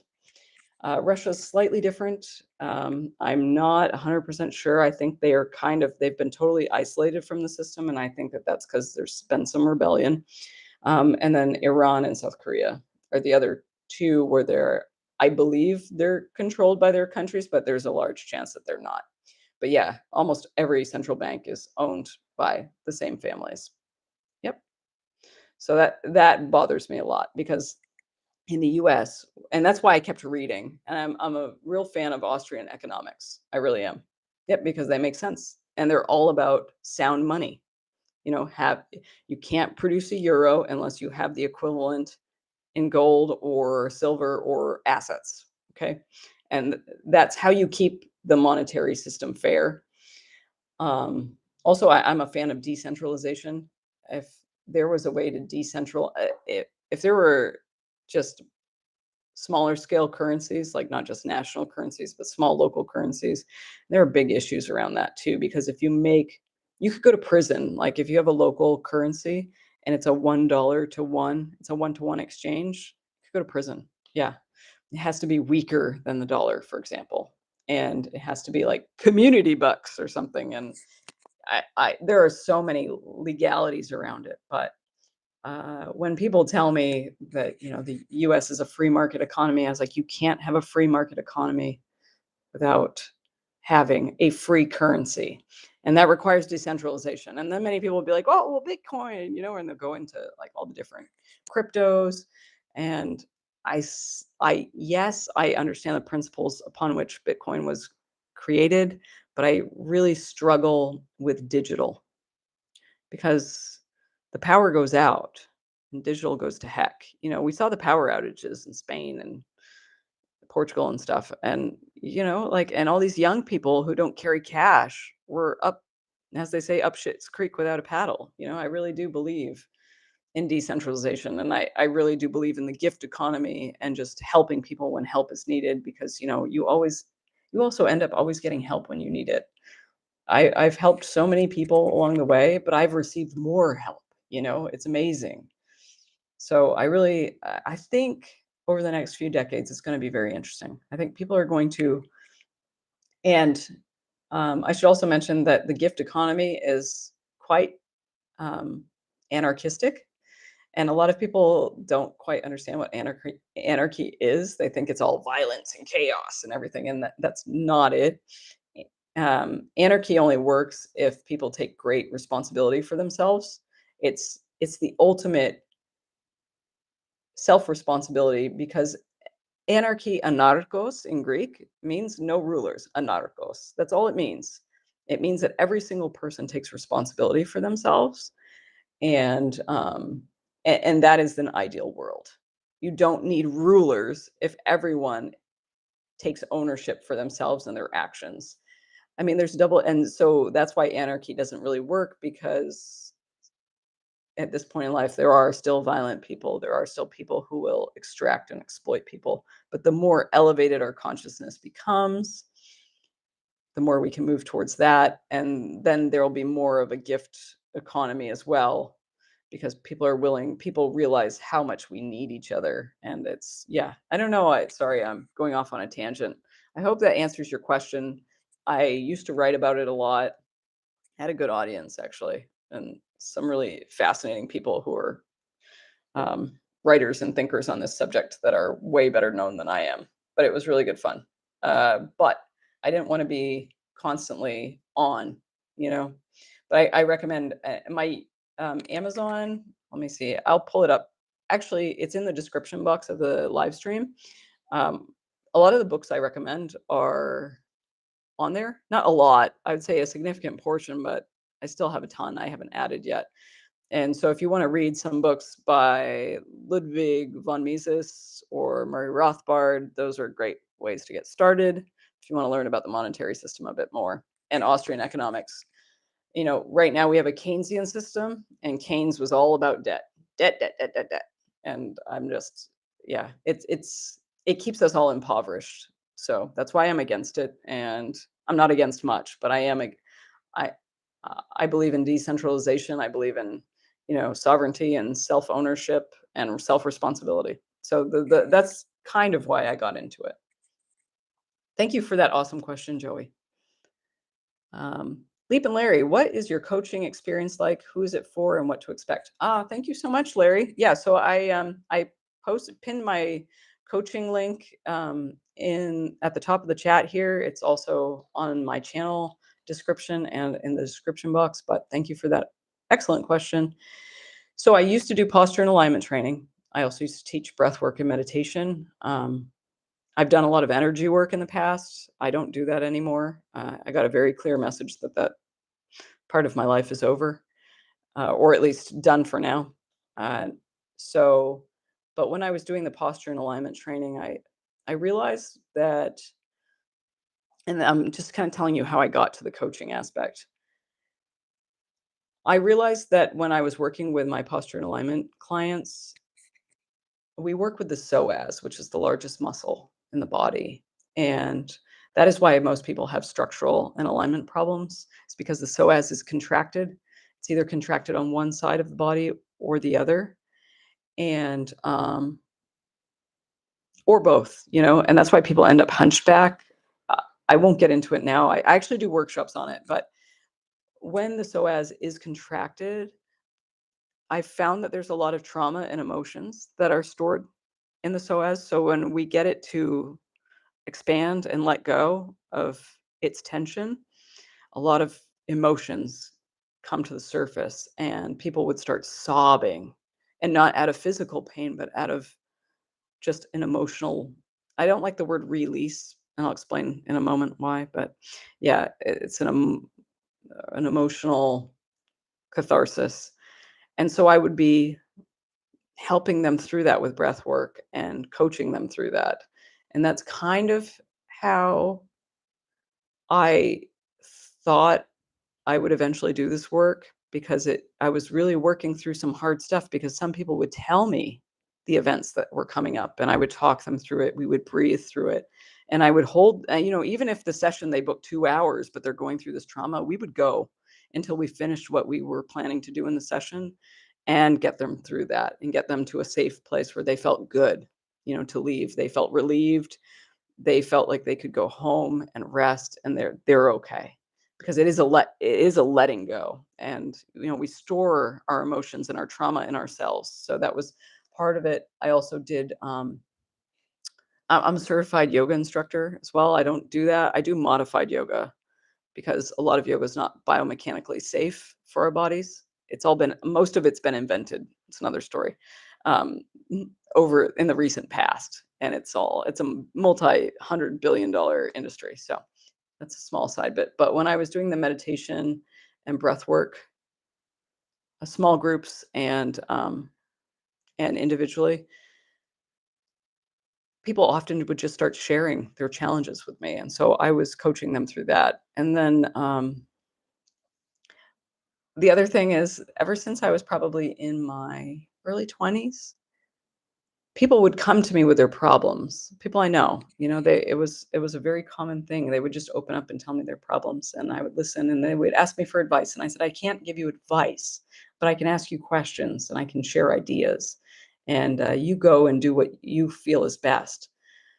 But at the end of these conversations, they would say, "Man, I feel so good. You should do this for a living." And I said, "Oh, maybe one day." And so that's kind of where I'm at, Larry. That's kind of where I'm at. I started doing it, and I opened up my coaching calendar just a couple days ago, and I already have sessions booked. It's really amazing. For me, I want to assist people through making major changes in their lives, whether it's a single change or they're making multiple changes. Or it doesn't have to seem like a major change to me. It has to feel like a major change to them. And what I do is that I ask questions and I really develop a lot of clarity around the situation. And then I ask them questions to lead them towards more expansive thinking. And then I ask them for their feedback and what they think about that. And I'm a sounding board and I'm also an accountability partner. But I think that through my wide range of life experiences, I get to help people in ways that maybe they're not seeing. Like I can show them potential and possibilities that maybe that are not within their realm of thought. And so, yeah, that's what I enjoy doing. So much, and I'm glad to be doing it. And when I got out of the monastery from my Vipassana, I had so many requests for coaching. I was like, I got to open my calendar. I feel great. I have so much energy and my health feels really good. My nervous system is super calm. And I just said, you know what? I'm going to do it. So I opened it up. I discounted the rates immensely because I was going to charge what I used to charge for posture and alignment training and meditation and breath work. And I just said, you know what? People need this more than now than ever. And so I want to make it accessible as much as I can.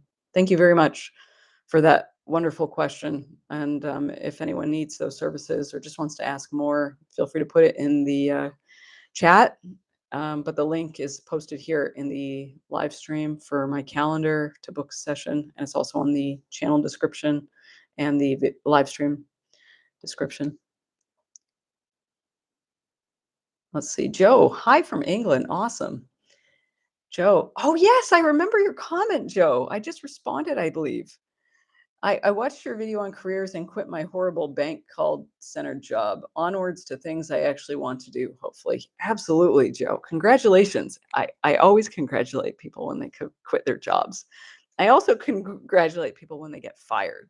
Even if they're depressed, I point them towards the door of opportunity and show them if they open that door that there are many opportunities waiting for them and that there are many chances to create more opportunities for yourself. So congratulations, Joe. I'm excited. Do you have any idea what you'd like to do?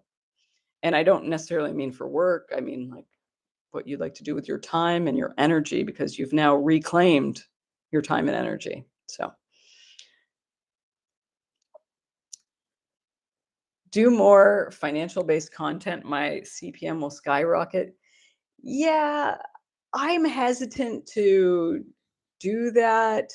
I'm happy to do videos on, decentralization and sovereignty and stuff like that, but I don't want to make this channel all about the monetary system, even though I am extremely well read in this subject and can speak extensively on it. It's because I, I don't want to bring the outside like that world into this world. It's completely different. I may start a second channel if I end up with the energy, but I think I'll stick to writing, to be honest. I have some old articles that I can modify and expand on and maybe even publish a small, like a beginner's guide to the understanding money, for example, and what it is and what it isn't. And it's not really money, it's just paper. And we all instill a belief in its value in this piece of paper because there's nothing backing it. But yeah, Thank you for the suggestion, but it may, if I do, it would be a separate channel, or I just stick to writing. Oh, Pamela, thank you. Oh, yeah, sure. If people want me to talk about it, I certainly will. No problem. But I think I will start with a beginner's guide to money. And maybe that's a great idea. Maybe that's another project to add to my list. So both of you, I really appreciate the suggestions. Thank you so much. Yeah, Tom, I always laugh when there's a free market economy joke. I was like, there was never a free market economy since the treasury could no longer print its own money. You can't have a free market economy without sovereign money, real money, not fiat currency. Tom, you're right. Anarchy is the most misunderstood word in the English language, and that's because of the media, to be honest. The powers that be don't want people to grasp what anarchy truly is. And again, it's also because people don't know languages. They like if you had to study Greek or Latin, you would know. Like, and in the US, we are not forced to learn classical languages. We really aren't. That's our disadvantage. But anarchos means no rulers. And anarchos being the Greek word, if you just tuned in. Sorry, I said it earlier. And yeah, so you know, it really is.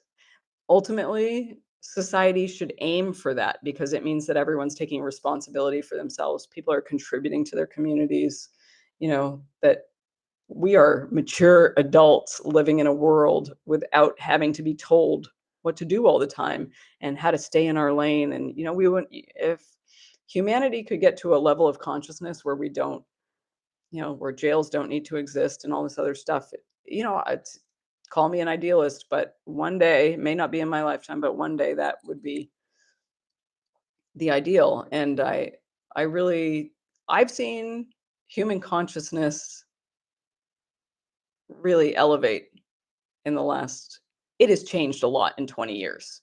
Seriously. So there's hope for an even better world. And I know there are a lot of pessimists out there, but I'm not one of them. I'm practical. I'm a realist, but I'm also optimistic. Eric, hey, welcome. And by the way, Joe, you're absolutely welcome. Feel free to share if you have any ideas. Eric, nice to see you. I always love seeing your comments. Happy New Year to you as well. Yes, I am. You were there a few months ago. Where did you go? Did you have a good time? I hope you had a great time. Yeah, Thailand is a wonderful country. It truly is. I always have a good time in Thailand. Always. No matter which part of the country I'm in. Say, Joe, a few ideas of what to do after leaving my job. Do you have any advice on immediate steps, how I should approach the situation, etc.? Well, first and foremost, because you've reclaimed your time, what I would say is no matter what you do in terms of work, I would personally make a promise to myself that I'm going to integrate some fun or something totally enjoyable into my life.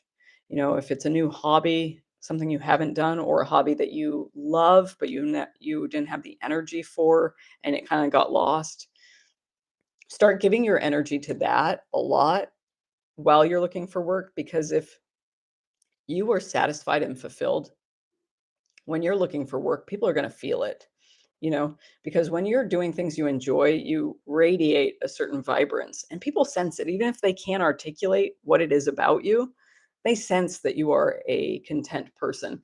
I also noticed that if you are content and you feel good about yourself, the people who are more negative will be put off by you when they're interviewing you.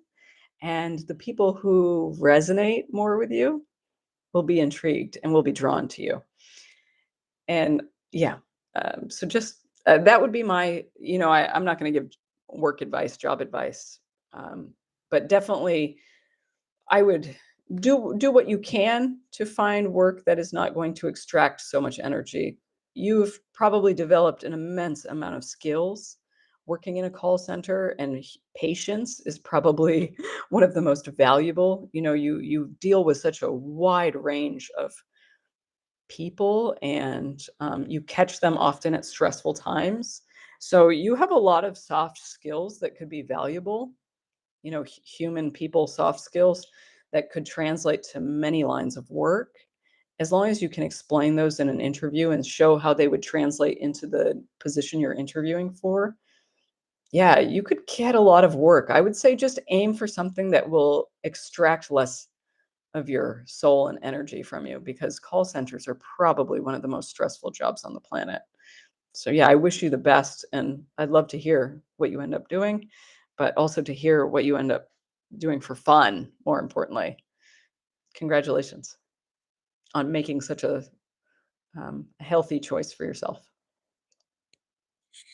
Oh, Eric, sure. Yeah, okay. So now I love this. This is one of the best things about YouTube is that people steer me in directions, like they point me towards things that I know about and say, "Hey, we want to know more about this." And for me, that's super valuable because I love all of these things I talk about. And one of my biggest challenges is like being able to do everything I want to do. So if I know that people want something that I already have developed a, a wide range of knowledge on, then sure, I'm going to go share it. So, all right, Eric, you're on.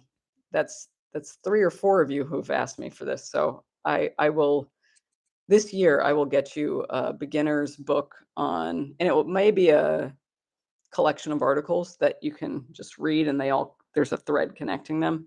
But it'll be maybe a 50 to 70 page book on this stuff. So awesome. Thank you so much, everyone.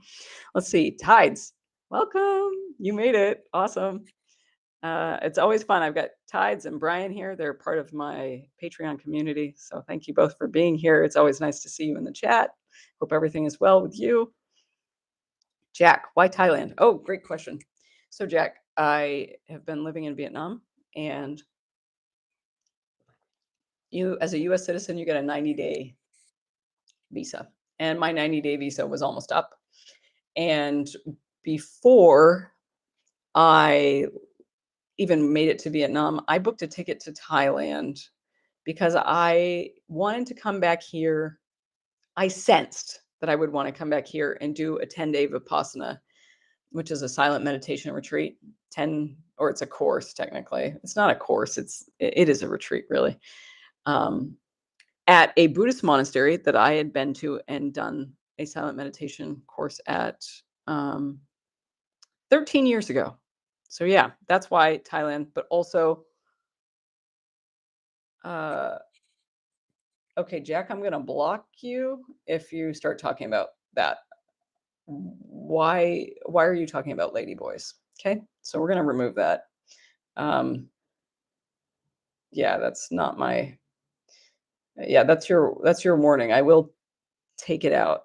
I will take out comments where you're asking ridiculous things. So if you want to join the community, you're more than welcome. I'm happy to answer questions, but don't ask me about that kind of stuff. But Thailand, I came here because I sensed that I would want to do another Vipassana after so long of not being at this particular monastery. I've done several Vipassanas in other countries through Dhamma.org, but this one you have to communicate directly with a monastery. Tides, true on the work thing. One who believes in himself has no need to convince others. Lao Tzu. Ah, great quote. I actually have not heard that, but it is so true. And actually, that's one of the things why salesmen also get a bad rap, because if you go somewhere, like when I was in the US, the guy who sold me my car, he owned the same car as me actually, and he talked to me about why he loved it and why he also got one for his wife, and he told me about the maintenance and everything like that, and there was no desperation whatsoever. He was speaking as a genuine happy customer to a potential customer, and I liked that. And you could tell that he wasn't struggling for money, or if he was, there was no desperate vibe there, which made him a great salesman. He was just honest, candid, he wasn't pushy, and he shared his own personal experiences. And yeah, I really, that Lao Tzu quote made me think of him because that is true. Like, he believed in himself, but he also really respected what he was selling. And so, yeah, there's no push. But that's why a lot of salesmen um, get a bad rap, is because they operate from a place of desperation. They're working on commission. Maybe they're not financially stable, and they're not necessarily big believers in what they're selling. For example, all the products I recommend, they're products I've used or use, and I had great experiences with. Let's see, Ty. let's see. Joe, thanks for the advice. I don't think being chained to a desk on the phone for 8 hours a day is natural. We'll update in time. Awesome. Yeah, you're right, Joe. It's not. It's not good for our health. It's not good for physical health, mental health, anything. So yeah, kudos to you. Paulo, how did you find what you enjoy doing for a living? Well, I did mention earlier about how I loved writing as a kid, so that's part of what I do. My whole life is just, writing has kind of been a thread through it, but it's never been a career. Maybe it will become one. And I don't know. To be honest, it's a great question. It's really hard to answer. Like I said earlier in the stream, people would often just naturally come to me for advice and I would give it to them and and they'd be friends, of course, and they would walk away being like, "Wow, I feel so amazing. Like you should do this for a living." And it kind of stuck with me. And that was ever since my early 20s. And so that's why and then I did posture and alignment training. I really For me, health is very much an interest. It has been. I used to read health books as a teenager, and I kept reading them. I never stopped. And so I would learn bits and pieces and take little parts of what other people write about. And, I learned about the science behind it. And then I would try it on myself. I'd use myself as an experiment and then I would share it. So then I started getting I trained to be a posture and alignment trainer. I got a yoga teacher certification. Um, I did martial arts for so much of my life. So I learned different meditation techniques of Vipassana, and it's just one thing leads to another. I've always found that when I pursue one interest, it often leads me to another, to something slightly related. And then eventually you just keep going and then you find something that you're interested in that's totally unrelated, or at least it feels unrelated to the outsider. But yeah, it's a long thread. That's how I read books too. That's how people ask me how find books. But often when I read a book and another author is mentioned or another book is cited, I will write it down really fast and I'll go check it out later. And so I often find the next book I'm reading by doing that. And so it's very similar with my interests. But yeah, I always make time for what I'm interested in. And I'm fortunate in that I've been able to make money to support myself doing some of my interests. I hope that helps. I'm sorry. I know it's a little vague, but it is true. I take one interest and somehow when I read and interact with people and take certification classes, I learn about someone or something else and that leads me to another interest and it keeps going. Oh, Tom, yeah. So I did taekwondo for a long time, and I actually talk about this in my new video on Sunday. But yeah, and I had a really amazing coach. He's quite famous, actually, and I was fortunate because I was trained at a time before all the dojongs, like studio. It's like dojo in Japanese. Before it really just became about money. And so I was fortunate enough to train in a way where people are, we got a lot of, um, how do I say it? We got trained really hard. We didn't get the easy route. We were, we would break boards with our bare hands and feet, but we also would have to pound rice bags occasionally.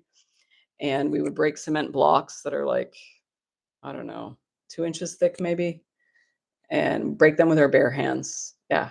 And just did a lot of interesting things. We also did, like, got trained on if, someone attacks you, like grabs your hair. It's a big thing for women, how to get out of it. We did knife training. Obviously, we didn't use real knives, but we had simulation and how if someone attacks you with a knife, we did all that. And then we did all the traditional training as well. Learning the forms. It's called Pumse in Korean, and then also sparring. So yeah, it was full on. It was great. It was really great. But I still have not found another teacher in anywhere else I've been, and my teacher's retired. He owns a studio still, but his studio has become a moneymaker. Like, if you pay your fee and you come to class, you get your belts, you know? And that's not how it was when you had to work your butt off and you didn't always pass your tests, you know? And by tests, I mean belt tests to move up to the next test or to get a stripe on your belt. Yeah, you had to pass tests. Oh, Pamela, thanks. I'm so glad you're here. I'm also glad you're just enjoying it too. Paulo,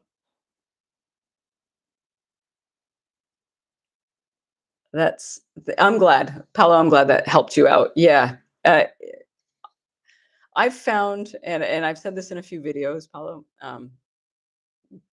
but I'll say it here because you're asking about it, and it's really helpful for me, is that even when I worked full time, I found I was happiest, even if the work wasn't that great, I was happiest when I always made time for me, for what's important to me. Everything is so much more manageable, and dealing with the public, for example, is so much more manageable when I've already lived the day for me. For example, my last job, I worked as a night manager of a hotel, beautiful hotel in the mountains. And I was fortunate enough to get the night manager job, and I worked the front desk in the late afternoon, evening, and into the the night, but not too late. I would take a night phone with me, and I could sleep. I just had to keep the phone in the apartment. And I took that job and I took the afternoon evening shift because I wanted to dedicate the first part of my day to me. So I would go hiking and swimming and sometimes fishing or canoeing. And I did that with friends because I didn't have a canoe.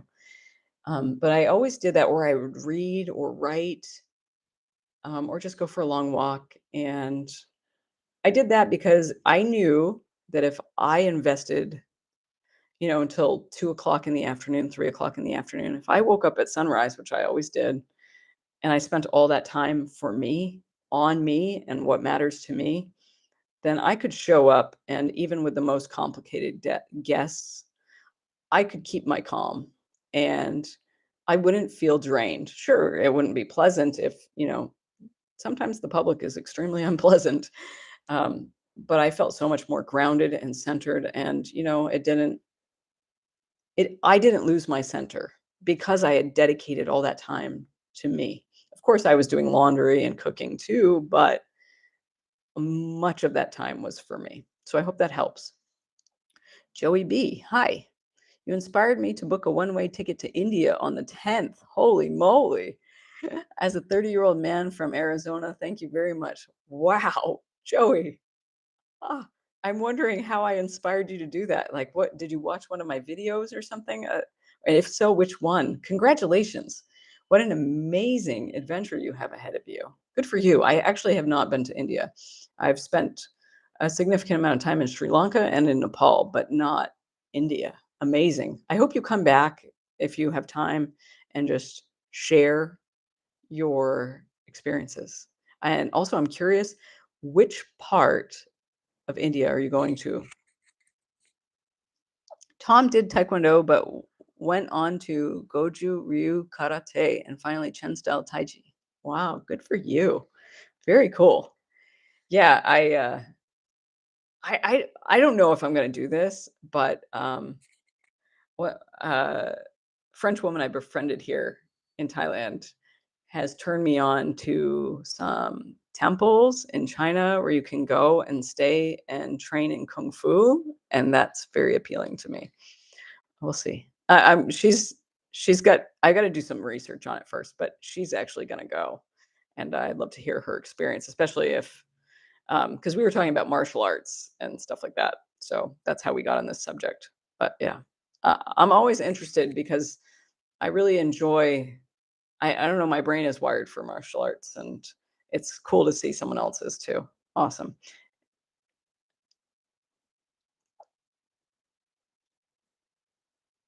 Ah, Pamela, thank you. Yes, the word release, and that reminds me. I was going to say, as many of you know, I'm a real I'm really fixated on words. And so if you look at the word release, you break it into those two syllables. Re means again, right? It means again. And lease means to rent. So when spiritual teachers and all this stuff and yoga people all say, and release the tension, I keep thinking in my head, re-rent the tension, like you're reattaching to it. So I don't use that word. So I just like to say, let go. Anyway. Tom, I'm not sure if it's Shaolin Kung Fu or what. I haven't done any research, but she wrote down the places that she found, and I'm going to research them. Uh, yeah, I want to hear other people's firsthand experiences. I've never, aside from Hong Kong, I've never been to China. So that's part of the research aspect of it for me. And then once I find a different options, I want to see if people have posted feedback, just because I don't want to end up somewhere that is not pleasant. You know, China's an amazing country, but I don't know enough about it. So that's part of the research aspect of it. I'll let you know though. If I do end up going to China to learn kung fu, you all will be the first to know. Any other questions? Ah, I love it. This has been almost 2 hours of live streaming. Thank you so much. I'm thrilled that so many people decided to spend their New Year's Day here with me. If you have any more questions, I'm happy to answer them. I know I've been talking for almost 2 hours, so I don't want to keep anyone if there's nothing else to talk about. But I have a very full day ahead of me, very full day, and you'll find out why when you see the video on Sunday. Oh, sorry, Paulo. I think you did ask me about that earlier. Yes. Ever try van life? The answer is no. Would I make it a long-term thing? I did answer this for Larry earlier, and the answer would be no on that, but I'd be happy to do it for, say, 3 to 6 months to road trip around the US to hike and swim and surf. Yeah, but I wouldn't necessarily make it a lifestyle because I, I don't know. I don't mind smaller apartments, but unless it's like an adventure oriented thing, I just wouldn't live in a van. Yeah. I but short term I could do it. I enjoy cooking a lot, and so I like to have a kitchen. And I know you can set up outdoor kitchens and stuff. Um, yeah, I guess van life is the labor intensive version of life that maybe I don't want to live. Like I don't mind labor intensive homestead style living, but van life and just having to cram everything into a tiny space, even though I don't really keep much stuff with me. It's just still, yeah, I don't know. It'd be great again for 3 to 6 months. Any other questions? I The great thing I would say about northern Thailand is the weather's phenomenal. So right now, I don't know what it is in centigrade, but in Fahrenheit, it's in the 70s. And by midday, it's only 10:15 a.m. here. And by midday, or late afternoon, it's like low 80s tops. So it's really pleasant. And it has been sunny, like pure sun, almost every day since I got here. There have been a few partly sunny days. And it's been a nice change because Vietnam's rainy season was so gray and has been so gray. And I think they're going to have a few days of sun back in Vietnam or in central Vietnam this coming week, but it's mostly gray. And yeah, it's hard to deal with for me personally. Adrian, hi again. Oh yeah, thank you so much. I'm really glad that you're able to join. And I so appreciate people being here on New Year's Day, spending your evenings or afternoons with me. And yeah, it's been a lot of fun. I learned so much. Oh, Larry says I've traveled in an RV all over the US and Canada for 6 years. Come join the trip. Haha. Maybe I'll meet up with you one day if I get a van and go for a trip. But yeah, people go join Larry if you feel like some adventure. I've read his comments. He's got a lot of knowledge on the US and Canada in terms of travel. Oh yeah, no, it doesn't have to. Don't worry, I'm not in a rush to leave. So if people have questions, feel free to ask away. Paulo says, one last question, then I'll stop. No, you don't. Again, no rush. Don't have to. I'm happy to stream as long as you folks want. How do you meet people? Since I've hit 30, it's been isolated and was wondering how you do it. Well, I have to say, Paulo, I mentioned this earlier and it wasn't exactly the same question. It was about being lonely and stuff like that. And I'd say cafes have been my luck. Like I, uh, I don't know what it is. I don't know if I have a talk to me sign on me, but coffee shops, cafes have been pure luck for me.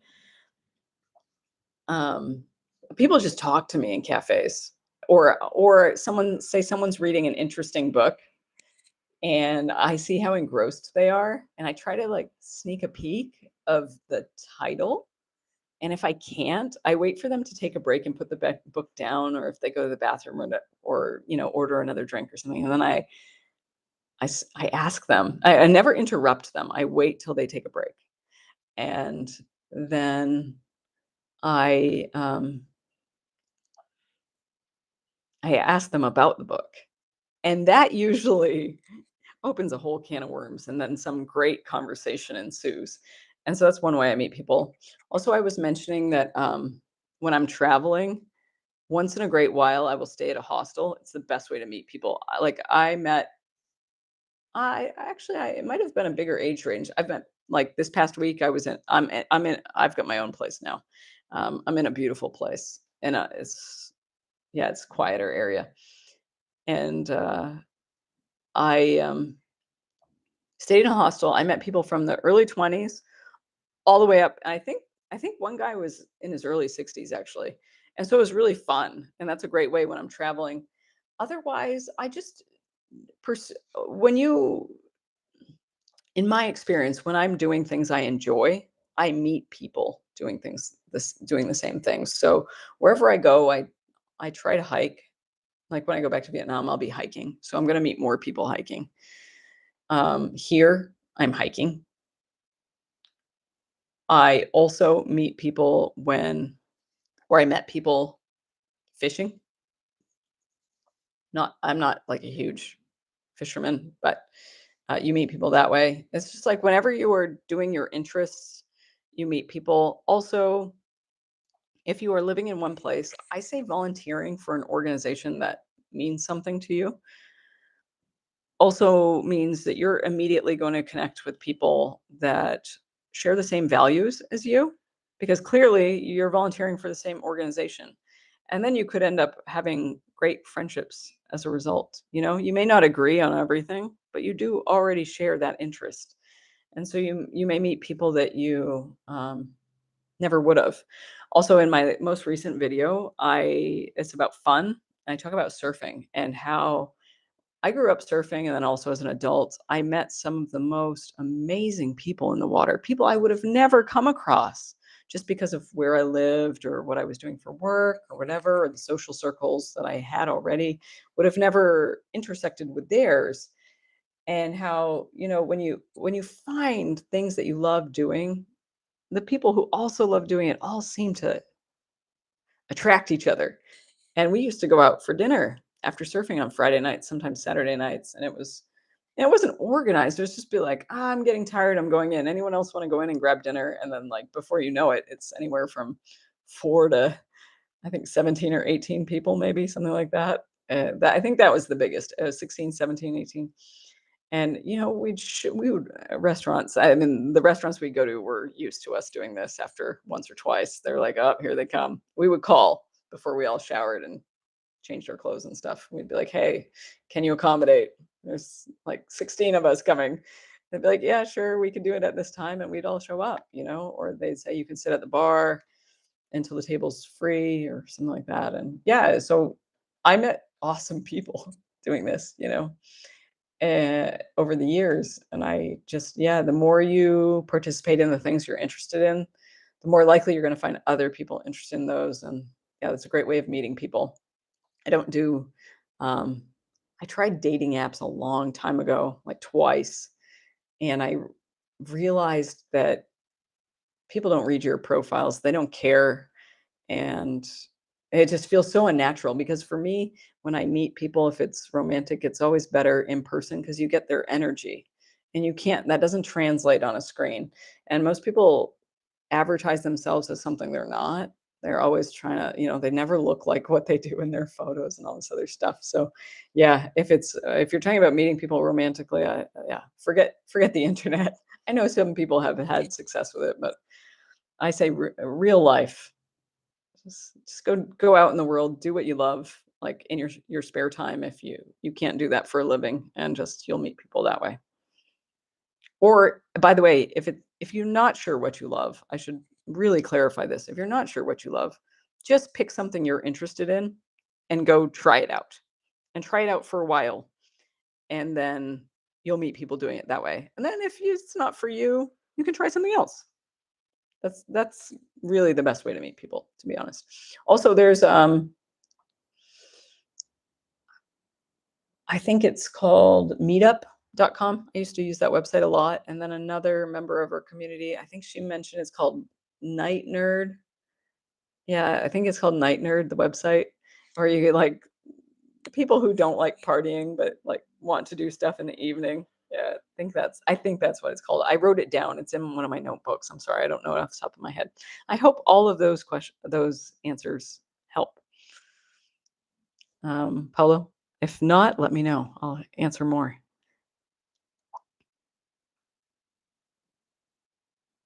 Thank you, Pamela. Joey says, "Can you talk more about how you've dealt with people who react negatively to the way you change your life or your thinking?" Oh, that's a great question, Joey. Particularly family who you need to keep contact with, but who react poorly. Yeah, so first and foremost, Joey, if you have generally good relationships with the friends and family that are opposing your change, I do have a video on this earlier. I think it's called People Hate It When We Change or something like that. It's one of my earlier videos. I'd say it's one of my first 15 videos, just a guess. Um, if you so generally, if you have a positive relationship with these people and then they react negatively to your change, I'd like to just say that first and foremost, it's probably coming from a place of fear. They love you, but change scares people. Change scares people immensely. And a lot of depending on the change, people fear you leaving them, like, physically, not being in proximity.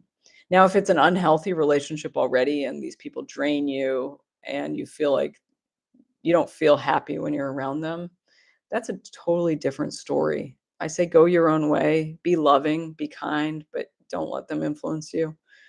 You know, do what you feel is best because at the end of the day, Joey, you are the only person living your life. You are the only person who has to live with yourself, right? So that's why I say that. But if they are positive relationships and these people genuinely love and care about you, um, listen to their concerns. Just I've done that before. My family at this point is just like, oh, where's she going next? Like they're and eventually a lot of people do get used to it. They get used to you changing and adapting. I also before I get into what you can do, I will say that some people don't like you changing because your changes, and even if you're not trying to do this, your changes inherently reflect back to them what they're not doing in their lives, the changes they're not making. It holds a mirror up to them and their lives, and a lot of people don't like that. It's painful for them, and so just keep that in mind when you are if these are people who are genuinely loving towards you, keep that in mind that it is painful for them, not because you are changing, but because they're being confronted by their own lack of fulfillment, and they know that they haven't made choices necessarily that benefit themselves. So there's that. But how to respond to that, Joey? If they're loving relationships, I really do sit down and listen to them, and I have a calm conversation with them. I say, and I always keep the calm tone, okay? And say, I know you're really concerned, and it seems that some of my changes are um, maybe bother you or bring up some concern. Do you want to sit down and have a cup of tea and talk? I'd love to. I'm curious. what you're thinking. And yeah, and you don't have to do what they say, but if they feel heard, that usually dissipates the tension, some of it, and some of the fear, but it doesn't cure all of it. I have to say that living this way, living truly in alignment with your own authenticity and just staying with your center means that there are going to be people who will never be happy with the changes you make. And telling people that really do love you, that you love them very much and you appreciate their concern and, you know, but informing them that you've got to do what you've got to do and that, you're the one who lives with the consequences of your own life and your choices. And, I don't let people change. I let the people who really care about me share their concerns. And sometimes I have answers for them. Sometimes I can say, hey, actually, here's the reality. What you're concerned about actually doesn't exist. So, for example, um, family members who have great fear about danger and everything like that. And, for example, Vietnam, I have a really dear friend who's like, oh God, she just turned 100. I think she's going to be 101 in February. So sweet. And she, she's very open-minded, very, she's very expansive. She's not a feeble old person, and she was really concerned about me being in Vietnam. And as soon as I heard her and I was able to share with her that actually Vietnam is an extremely safe country, that crime against foreigners is almost non-existent. There was one murder of a foreigner, and he was into illegal stuff. You get into illegal stuff. What does that do? Stupid things, win stupid prizes, that kind of thing. Yeah, and so that kind of helped, and just reminding her that, like, hey, I've lived all over the world. Like, I've traveled to way more intense and potentially scarier places than Vietnam, and I actually was totally fine. And I told her I'd check in with her, I'd let her know, I'd send her photos, like those kind of things. So it really just depends on what their concerns are, but remaining calm and just remembering that if they get aggressive, they're acting out of fear. And it could be just fear of like what they're dealing with regarding themselves, but it could be fear of, you being hurt or injured or whatever, or just not being happy. And then there's the other fear, which is fear of not being able to control you anymore. So if that's the situation, that's a completely different ballgame. But I hope that helps, Joey. Happy tribe. Hey, from Queensland, Australia. Welcome. Thanks so much for being here. Um, Eric says, combining volunteering with your hobbies is awesome. I met most of my adult friends through volunteering with a community radio station, and we always run into each other at shows. Yeah, that's really cool. See? Yeah, Eric has just, reinforced what I said about volunteering as a way to meet people. Again, you all have a common interest, common point of meeting and converging and sharing. So that's awesome. I love to hear that, Eric. Congrats. That's really cool. And it's also cool that you did volunteered at a public radio station, a community radio station. Those are the best. Some of the best music shows are on community radio stations. Tide says, great tips. I'm finding it easier and easier to meet people. It's almost like magic. Psychic ability, morphic fields. Yeah, it really is. And actually, the more it kind of snowballs. I realize the more I meet new people, like it's as if life magnetizes more new people into my life. It's like a domino effect. It's pretty amazing, actually. And here in Thailand, it's been in Vietnam. I've met people, and I've befriended locals. Um, there's about 4 or 5 locals that I really adore that I've become friends with, and I've met some Westerners and become friends with them.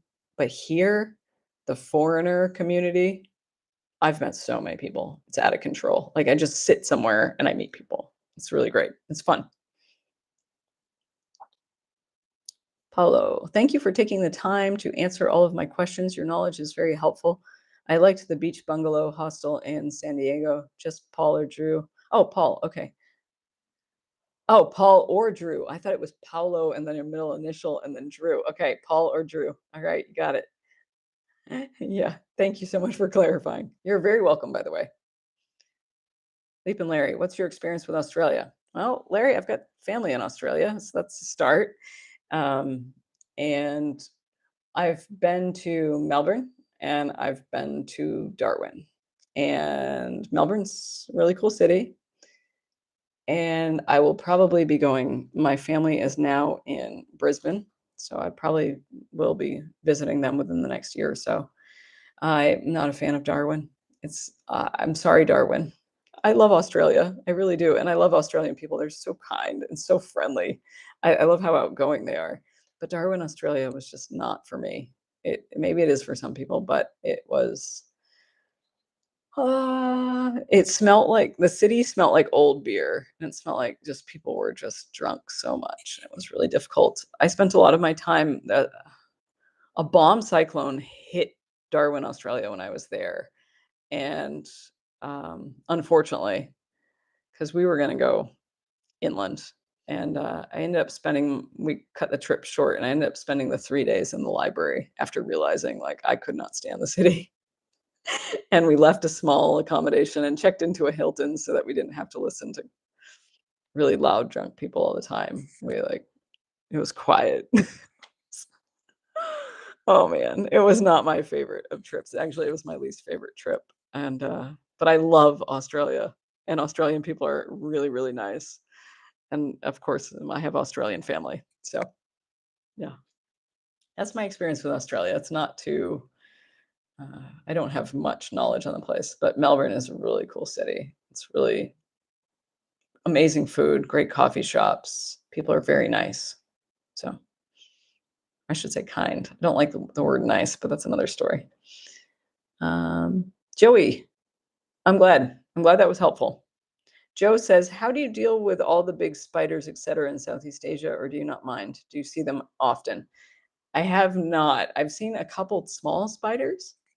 One flew onto my arm, or jumped onto my arm, I should say, when I was filming my video that comes out on Sunday. It was small. I just blew it off. I've not. No, the insect situation has not been too bad because I am in Thailand, in northern Thailand, in the cooler part of this year, and same in Vietnam. I don't have issues, to be honest. There places like Florida, for example, out of control. Australia, the critters freak me out too. Southeast Asia is not so bad. In Bali, I would have to wear more, but I was there year round. I lived there year round. So I wore natural insect repellent quite a bit. And I had to, a lot of people forget that you need to spray the bottoms of your feet too, because mosquitoes will go straight for them if you've got spray all over the rest of you. Yeah, I don't have an issue, to be honest. I think the snakes in Bali would freak me out. I never experienced it, but people I know saw massive snakes in the rice fields. And one of my friends, oh gosh, one of my friends, she and her husband had this house, and they had a lot of the houses, like the bathrooms are kind of open air, like they have a roof, but there's like a wall that goes up quite high, but there's usually like a 2 foot gap to let in the air and the moisture and get that to dry out so there's no like mold. And she woke up one morning, and I think it was morning. Yeah, I think it was. And she went into the bathroom, and there's a huge snake.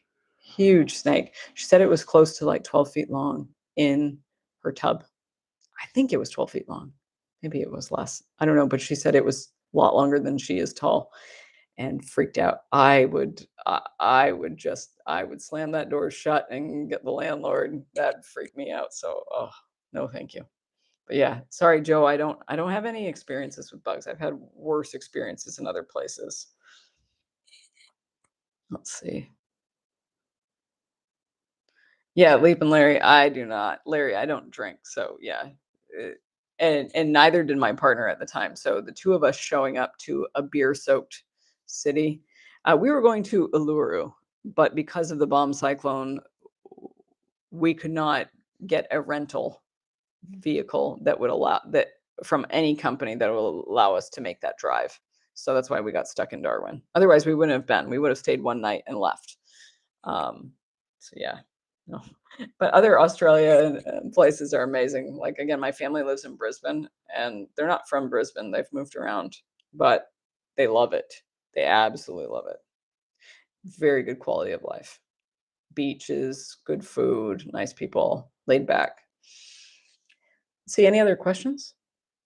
Thank you so much, everyone. I'm psyched that people actually wanted to hang out on New Year's evening, New Year's Day evening. I think I should say it's yeah, it's been really fun. Any last questions before I sign off for the day?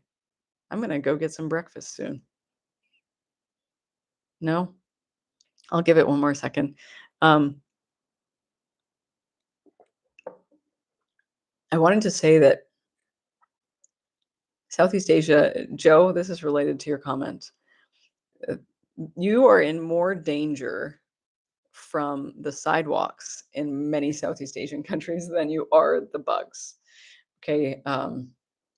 Southeast Asian sidewalks are they're either non-existent, used for extensions of shops. So like shops will just fill the sidewalks with their goods, and or they're motorbike parking, or people just put their own stuff out on the sidewalk from their house, or their building materials are just covering sidewalks so you can't walk on them. And then the sidewalks are uneven. And so what's interesting is that the sidewalks are better here where I am in Thailand than they are in Da Nang in Vietnam. But within 2 days of getting here, I stubbed my left toe, like the front of my left toe, and it started bleeding. And then was it 1 or 2 days ago, I stubbed my right toe because like the tiles on the sidewalks can sometimes be uneven, and you don't realize they're unstable until you step on them.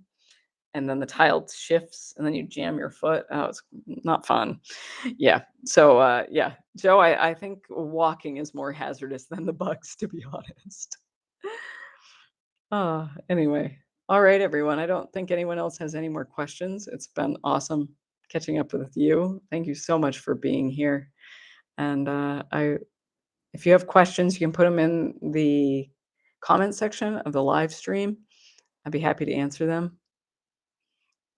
You're welcome, Brian. Thanks so much for being here. And thank you for your support, Brian. Brian is a Mountain Dispatch benefactor over on Patreon, and he is really amazing. He offered some help to me when I was in the hospital in Vietnam, and even though I didn't need it, it was the thought that counted. So thank you, Brian. I know you don't want the recognition, but I'm giving it to you anyway. You're an amazing human. Thank you so much for your thoughtfulness. The Global Vagabond says, that is so true. The stairs in Southeast Asia are a death trap. Also, the manhole covers are loose. Yes, they are. The only place in Southeast Asia that I've been where they're not is Singapore, but Singapore is like smoothly run in every aspect. So, yeah. Pamela, so funny how you search for the title of their book. I so love you, as I do my daughter in Colorado, who ships a book to me once every month. Oh, what a cool daughter, Pamela. How nice. And thank you for your kind words. You're great. That's really cool if she does that. That's really awesome. Actually, before I sign off, there's an amazing bookstore I used to go to a lot in London. It's called Foyles, and I would spend hours in there. And at the time, they were in their old location and they had a jazz cafe.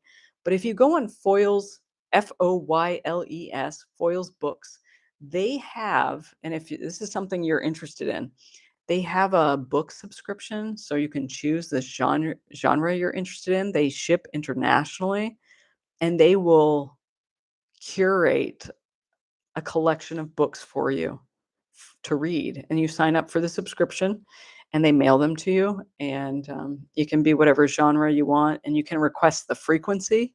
Oh, it's awesome service. I would go for it because when I would stop and talk with the booksellers in Foyles, they would always turn me on to amazing books. I love that bookstore so much. I don't see myself ever living in the UK again. Also, I can't do so with my EU passport.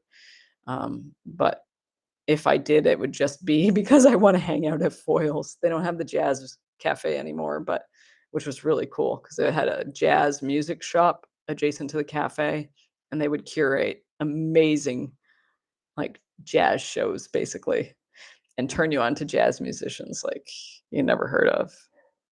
So anyway, yeah. Let's see. Tom, oh, you're welcome. Thanks for being here always, and thank you for sharing your experiences too. Same for you, Larry. Thank you. I really appreciate hearing your experiences.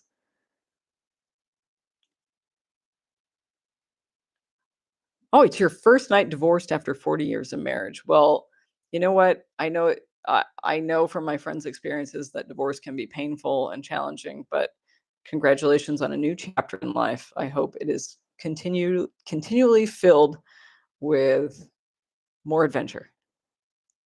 You're welcome, Joey. Thank you so much. Happy New Year, Global Vagabond. Awesome. Thank you for being here. And Brian, I'm glad. You get something from this too. All right, everyone. I will try to do another stream hopefully within the next week or 2 or 3 weeks, and I look forward to catching up with you then.